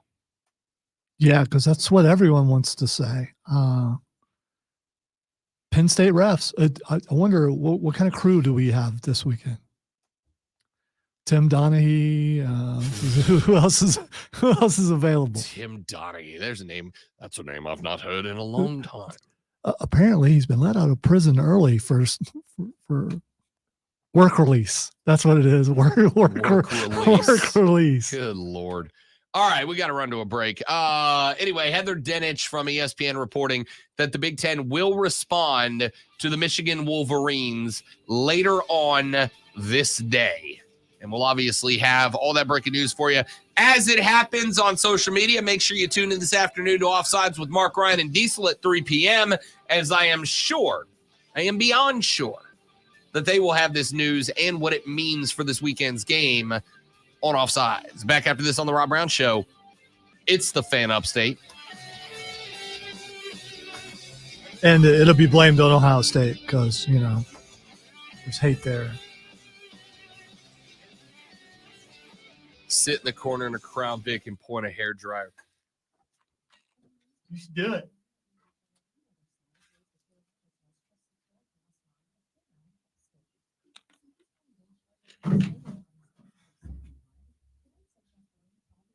All right, be right back, dudes.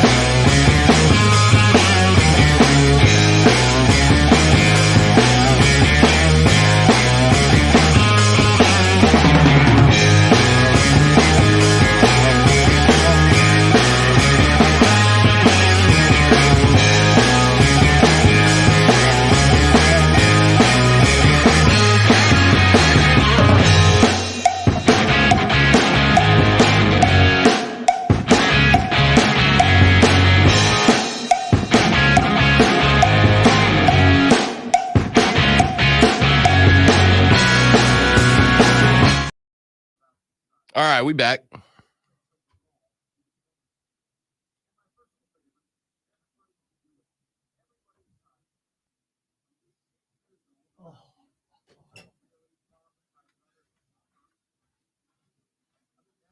Should I just leave that playing really low?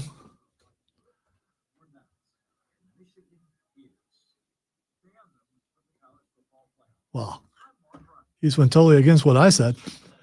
So, have you guys ever watched a movie or a TV show where they pump gas into a room and slowly the people are trying to make it to the door?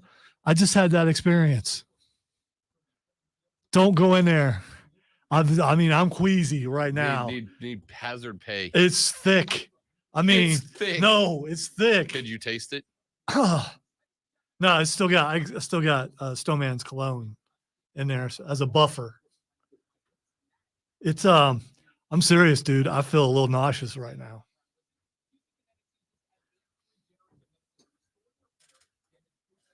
When you walk into a room and go, no, I really gotta pee, but I don't have my keys with me. I should run downstairs.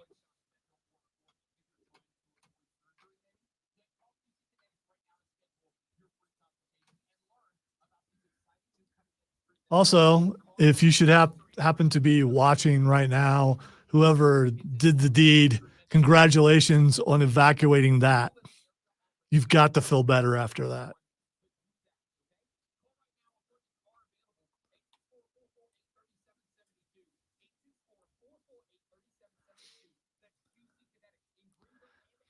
It's CSI Michigan, Keegan. Where you been? Keegan, am I correct in that it is your birthday today? Yeah, I wished him a birthday on Facebook earlier. Keegan, happy birthday, friend. Keegan is not just a P1. He is a genuinely good dude, good person, and a fantastic friend and human being. And I mean that more than I've meant anything else. Happy birthday, buddy. Thank you for being a friend. You're not going to continue, are you? Driving down the road and back again. You're a friend and a confidant. Keegan, if you throw a party and invite everyone you know,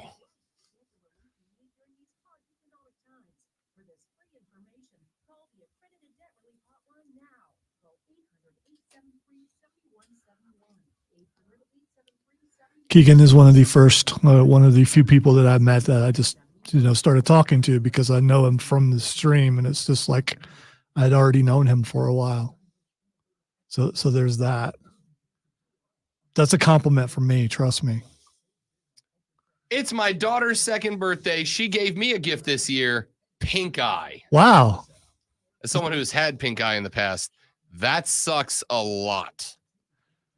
By the way, James, do you know it was a hit on the radio before it was a theme song? I know that because I'm old. Pam Tillis opened last night for Wait, Pam Alabama. Tillis was there? Uh-huh. Okay, you didn't talk about Pam that. Tillis opened for Alabama. She's like 63. That's what she opened with.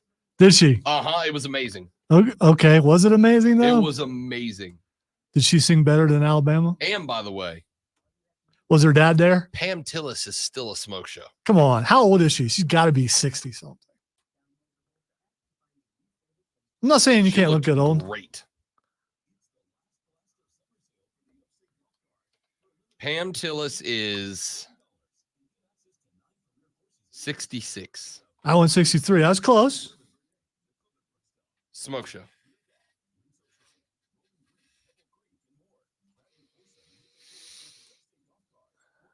Thank you for being. And why do a people friend. get mad when a good song is said and stuck in their head? I mean, it's not like it's a bad. It's not like it's the "I Love You" song from Barney or something, or Baby Shark, or DJ Chuck do do do do do do DJ Chuck do do or something by Creed. Not falling for the bait. Not this time. Is it bait? Hey, did you know they're coming to town next summer? Sure did. Already got the tickets. Can't wait. In fact, probably sleeping in Keegan's front yard after that show, as a matter of fact. Sleeping, or Yes. or someone would think you were pass out asleep. and then you sleep through it. Is that how that Yes. works? Okay. Yeah, we're going jorts and Four Locos on that day. Just full Florida man.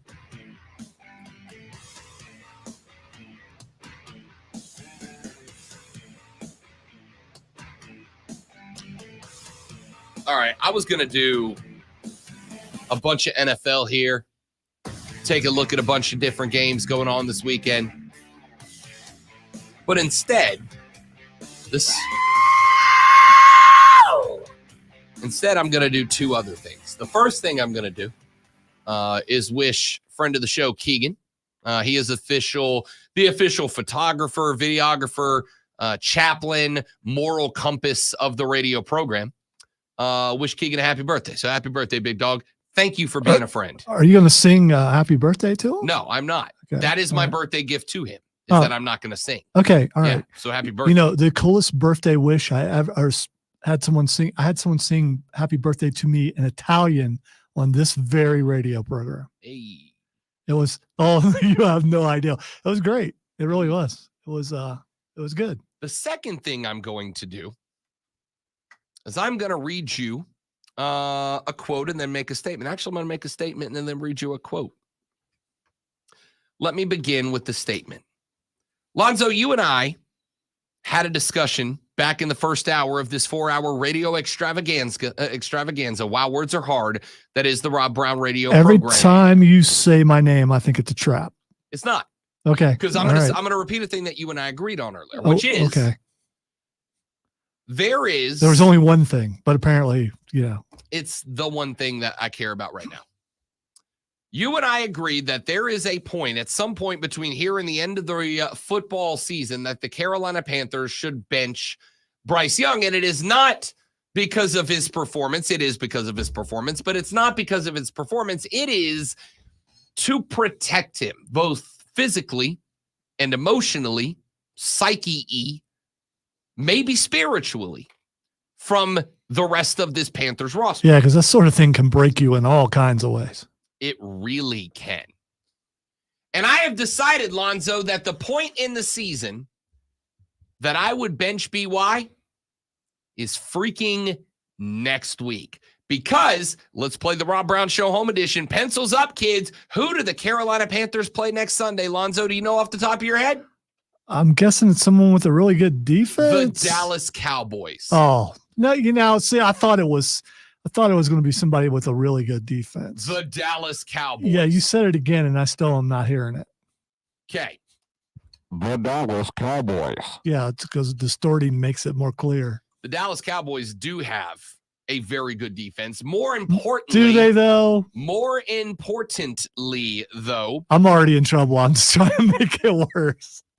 they have a cat over on the other side of the football field who goes by the name Micah Parsons. I've heard of him. Yeah, you should, because he is a quarterback murderer. He likes nothing more than to end the evening of opposing quarterbacks early. He is a monster. Yes. Not sarcastically, dong.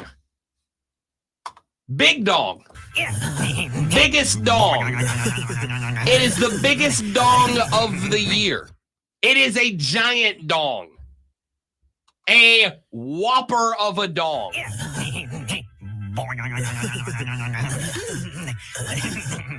Micah Parsons is going to destroy Bryce Young. See, here's the thing. I am concerned about Bryce Young's confidence. We already said that. First hour of the show. My biggest takeaway. So you're not concerned about his health? Oh, let me get where I'm going. Okay.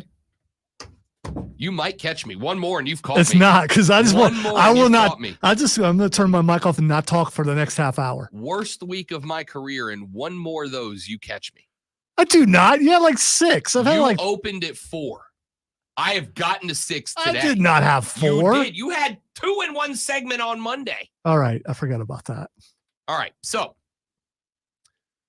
I am worried about Bryce Young's confidence.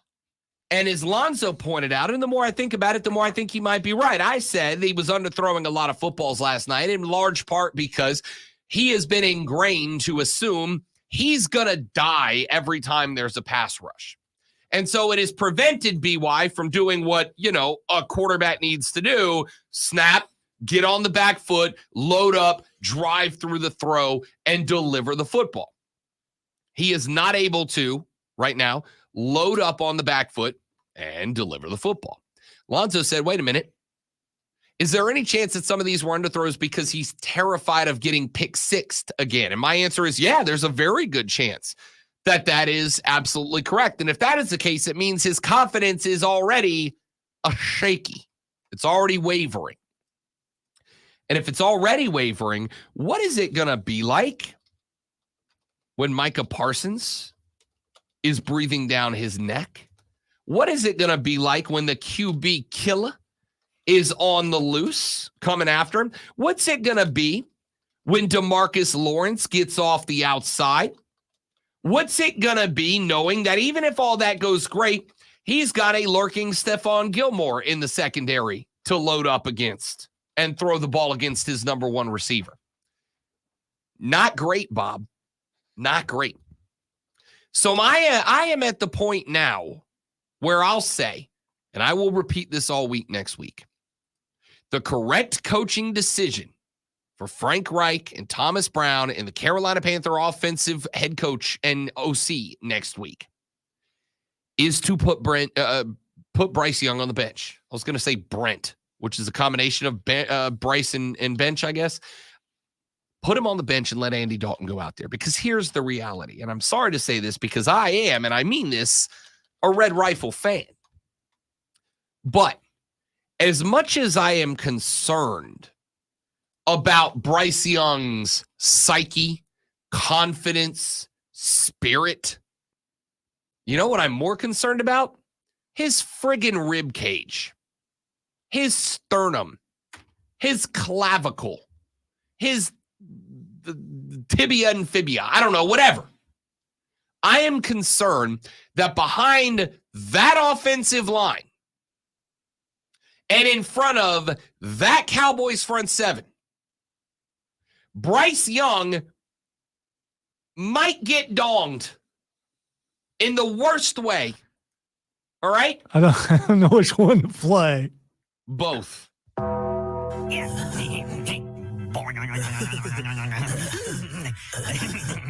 This game's in Charlotte. This game could be played in Dallas. It could be played in Eurasia. It could be played on the moon.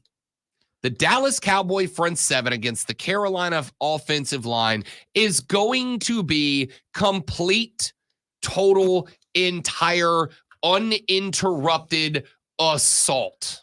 How cheap do you think the tickets are for Sunday? They might be free. I'm just saying it might be time to roll up to Charlotte. I mean, you know. Ladies and gentlemen, the official fight song of Bryce Young if he plays next week against the Dallas Cowboys. It's going to be bad. And while I, yes, am very much concerned, sincerely, genuinely, thoroughly, and entirely concerned for the confidence in the psyche of Bryce Young, I am more concerned about him physically as a person behind that offensive line. If Carolina had a good offensive line, I'd be like, all right, let him roll out there. It might suck. He might get banged up, but what I need him to do is stare down the teeth of one of the better front sevens in the NFL and figure out how the hell he's going to answer, but not behind this offensive line. Not behind an offensive line that allowed the Indianapolis Colts, maybe the worst defense in the National Football League, to eat his lunch for 60. I can't do it, man. I can't do it. Set him down. Let him take a breather. Hey, man, listen, things aren't necessarily going our way right now. And here's the thing. You know who the next 3 teams, 4 teams, 5 teams in a row the Panthers play? The Titans, the Buccaneers, the Saints, and the Falcons. Bryce, we believe you can beat those teams. We believe you can beat those teams. Who's telling them this? Me. Oh, okay. They lost to the Saints by a field goal. This is not the same Bryce Young he was back then. He just took a turn the other way. I think the team has taken a turn. Again, this is not all hung on the neck of number 9. This is on the squad. The squad's bad. Yeah, but, being the QB, you get the good and the bad. So it's all his fault.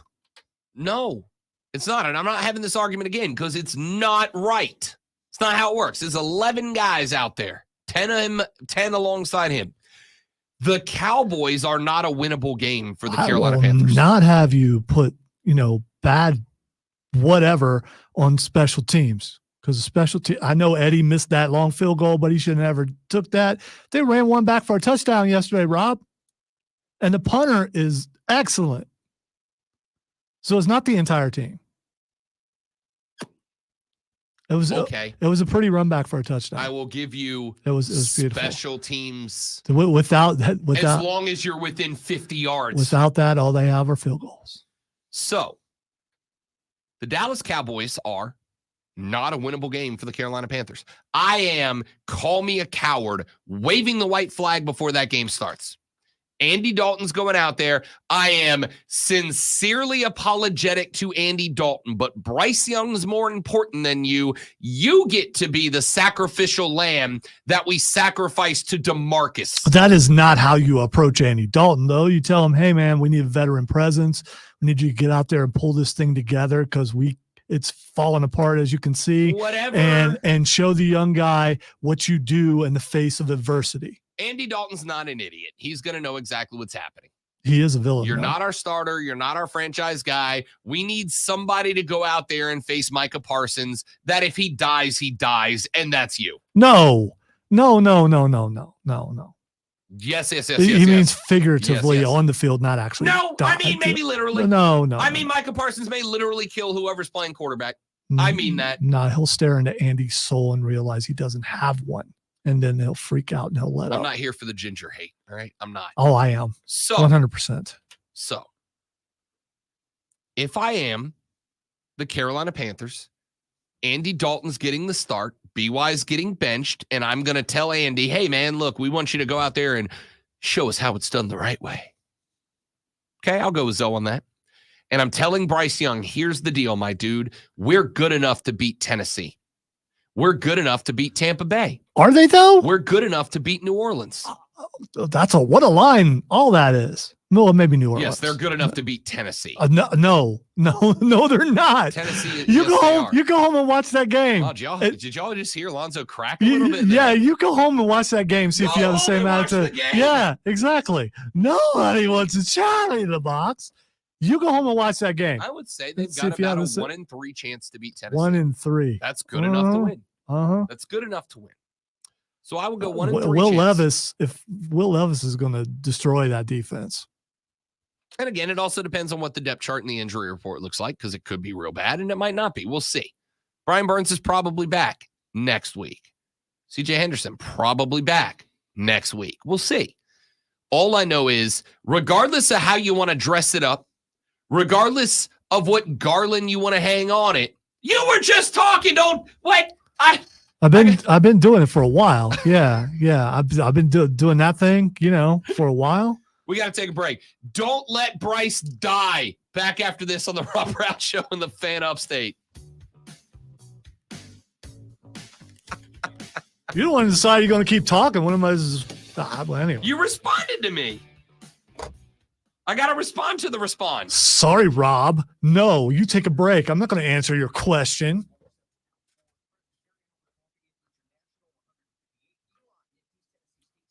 Oh, that'll be a good game. I wish I could watch it.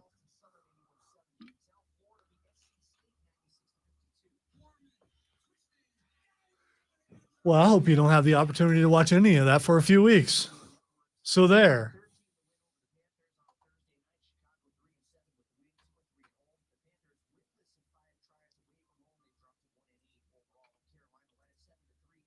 Winless away from home for 5. Oh, it's just, dude, they've won one game. That means they're pretty much winless everywhere. Home, away, neutral site.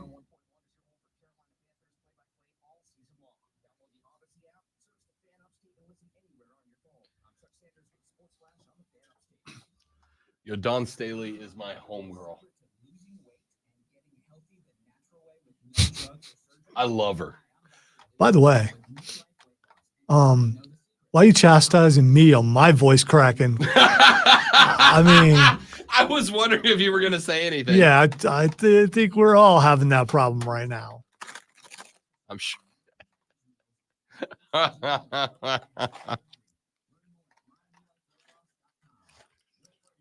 I was pointing out that was the most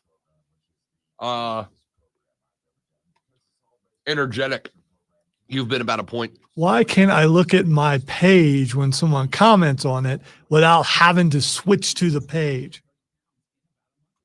Oh, I hate that.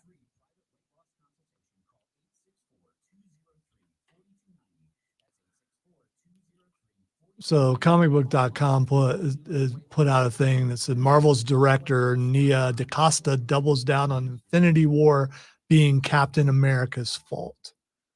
They lost because of Captain America. I saw that. And that's That's not what she said. She said that they lost because of Star-Lord. I read this morning. They lost because of Star-Lord. No, because again, No, the gauntlet was off. I understand. It was off. He was the bad guy of that entire thing. Doctor Strange said, "There's one way this works," so that had to be part of the plan. So the attitude was, remember, Cap said, "There's no way we can do this without sacrificing someone," or excuse me, we're not going to sacrifice anyone. We're going to find a way to do this without sacrificing somebody. And it turned out that was 100% incorrect. Somebody had to go. It's the only way it could have worked. Doctor Strange told us that. So everybody's getting real mad because she's throwing Cap under the bus, but she didn't say we lost because of Cap. She's saying we lost because Cap refused to go down the path of allowing someone to be sacrificed. You could also blame Thor for not going for the head. I mean, there's a lot of things, but to me, Star-Lord is the reason why. You don't get to that level. You don't even make it to, if he doesn't go nuts about Gamora, and then we have an entire movie after that about the fact that Gamora is not Gamora anymore. It just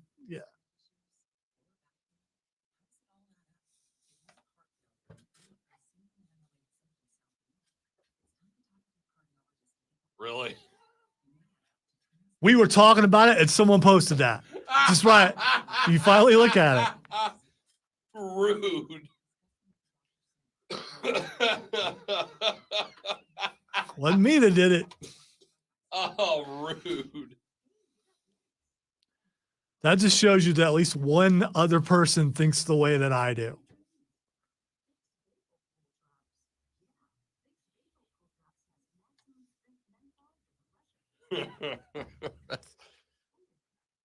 They kept showing him last night next to Lyman, just like before he went out of the tunnel, and they're like all up here, and it's like bring a kid to work day. This was.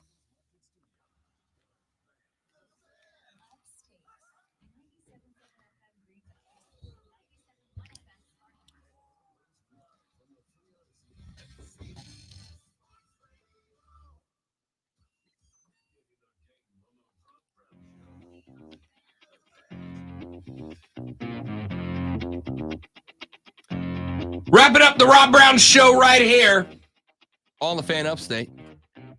Great to have you, Rob Brown and the Great Lonzo with you. It is Friday. Friday! Want to remind you that coming up tonight, whoa, the Burns Rebels are at home, round 2 of the South Carolina High School football playoffs. They will host the Hillcrest Rams. The winner moves on to take on the winner of Jailman and Spartanburg next week in round number 3. The winner of that game will move on to the state semifinals, where they'll take on the winner of the top half of the upper state 5A bracket. You win that. And on December 2nd, the state championship takes place on the campus of SC Upstate. Looking very much forward to the progression. Wait, so it's right up here. It's right up here. Wow. That's a fact. I can't wait, man. I am looking forward to it. But you gotta get by the Hillcrest Rams. Last year, Burns was a favorite against Hillcrest. They had to go to Hillcrest, and it was a game, bruh. Like a real good game last week. And or last year, pardon me. Hopefully Burns is gonna get it on tonight. I mean, they had their best game of the year last week at home against Dorman. So I'm really hoping they can just roll that momentum forward into tonight's contest. I mean, offensively, they were unbelievable, man. They were unbelievable. So I'm interested. So you said the wrong site, according to Joe. It's SC State. And then I said SC Upstate. Yeah, SC State. You did. Yeah. And I mean, you just. Well, that's what I get. He just did that to mess with me. Okay. And he got me. You got me. Sorry, you guys were on the joke. He was just that was it. Me. 100%. That was it. So we will have that game for you live. Pre-game starts at 7. Kickoff starts at 7:30. As far as college football goes, Lonzo, prediction: Vanderbilt v. South Carolina. Final score. Ooh. Final score. 32-14 Gamecocks. A cover. I like that. Give me. Well, I clocked it earlier. You locked did. it, so I got to go with that. I got to be consistent. I am going with South Carolina 27-24. It's going to be close, and I don't like that. I don't like that at all. I hope I'm wrong. I don't like it. I think Vandy kind of got the playbook last week. I think offensively, South Carolina, I mean, Xavier Leggette's going to have a day. He might have every point that this team scores. But outside of that, again, defensively, Vanderbilt is right there, I think, right around Jacksonville State. Diddy just texted in, said 34-31 Gamecock. South Carolina defense makes Vanderbilt look good. All I can say, you guys are all miserable. We're all miserable. You are all miserable. Stop it. Clemson, Georgia Tech, Zoe. I am going to go Clemson wins it. It is also a close one. I think a bit more points on the board. I am going to say 35-30. The Tigers knock off the Yellow Jackets, but I think they're going to be sweating at the end of this one. All right, so they learned something last week, and that's, keep the ball away from the quarterback, use the running game, play really good defense. They're going to continue to play really good defense, but I don't believe that they're consistent in their coaching or their play. They haven't been all season long. I'm going to go an upset by 1. Upset by 1. And I usually, believe it or not, I usually don't pick Clemson to lose, but I think upset by 1. Score. I'm going to go 21-20. 21-20. The Ramblin' Wreck of Georgia Tech taking the dub over the CU Tigers, says the great one. Diddy also says, I'm not miserable. I'm grumpy. I don't think you can be grumpy and not be miserable. I think misery is like the state of overall life. Grumpy is a temporary status. Yeah, but at that moment when you're grumpy, you're miserable. Unless you like being grumpy. I don't think if you so. like being grumpy, then you're not miserable. I think grumpy is I think miserable is like an entire life thing, whereas grumpy is a temporary status, right? Like I'm grumpy at 3:45. Doesn't make me a miserable person. I'm just grumpy at 3:45. I think you've been grumpy all week, but I've also been right all week. And you've been staying out too late all week. And then you get to do it again tonight. At least you get to sleep in tomorrow. So there's that. We haven't reached the point where we can complain about sleep because we wanted this. We absolutely wanted this. Still do. And we're so glad to be here. Still do. I just don't. Why can't we start concerts at 6 p.m.? I'm a boomer now. Old man. They started that show at 8:15 last night. I bet boomers stayed out later than you back in the day. So I don't know if you can go with that. I'm going to drink a lot of beer tonight, Jim. Budweiser. You know what? Millennials are old people now too. We are. Hey, let's wrap up the show. What is? That's me hitting the wrong thing. We got some Alabama on the radio. Wow. What a consistent day for me. Yeah, all right. all So what the X is going on? No, Oh, that's not a mic. That's just for the tie. That's just I'm almost done with the show. Now I can go be in trouble. All right. The first thing Xing is Vince McMahon. Vincent Kennedy McMahon. Why was Vincent Kennedy McMahon trending? I don't know. Selling them shares. Selling a bunch of shares. Oh, because he's out. Like, we know that now. Yeah, Like, he's selling a bunch of shares. So good. Bye. Yeah, you're not gonna let me be in charge. I'll just sell my I'll stock. show you. Yeah. All right. The next thing that's Xing is the Edmund Fitzgerald. Wow. I'm assuming this is this date situation. Why, yes, it is. I assume that it was the wreck of the Edmund Fitzgerald up in Lake, don't tell me, Superior.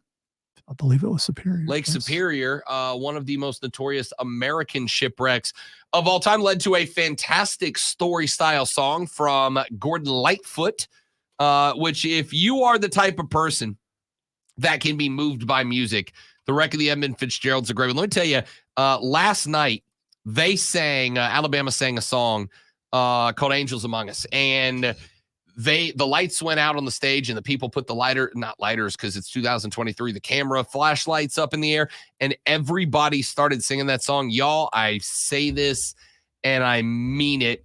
If you don't have that in you, where when you see 8,000 people come together in a moment because of a song, Frisian at its finest, dudes.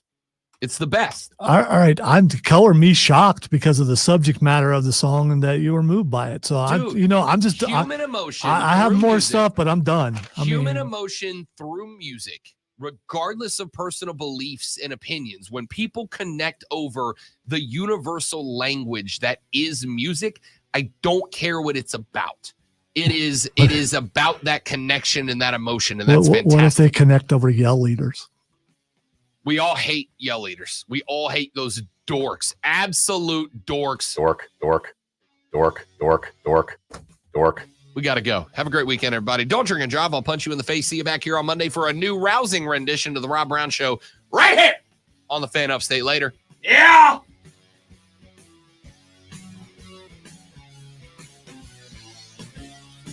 Sorry, Jacob. I saw it late.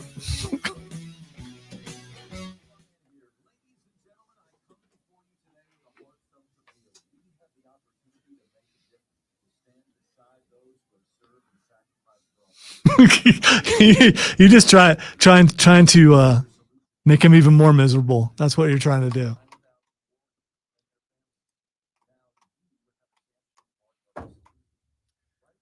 Oh, man. All right. Told you. Oh, no, he just took the sunglasses off. Now I could actually read the text. That's part of it. Be less miserable if Clemson would do the Clemson Boomhauer impression. Daggone Tigers. All right, kids. I got to go do stuff. See you tonight for Burns Rebels High School football. Hi, I'm Chop Liver. I mean, you can hang out and talk to the stream. I'm leaving. Well, I mean, you could have said we, but I mean, it's fine. Are you doing Burns Rebels football tonight? No, but I do have stuff to do. You made it sound like exclusively you're the only one. Have to go do a bunch of stuff, and then I have to go do Burns Rebels football. Yeah, I'm going to go see Marvels. Yeah, exactly. If I still have a job. Y'all have a great weekend. Thank you very much for hanging out. Tell your friends about us. You're all the best. Collectively, Even you, Kevin. Even you, Kevin. Collectively, the best. Have a good one. Goodbye.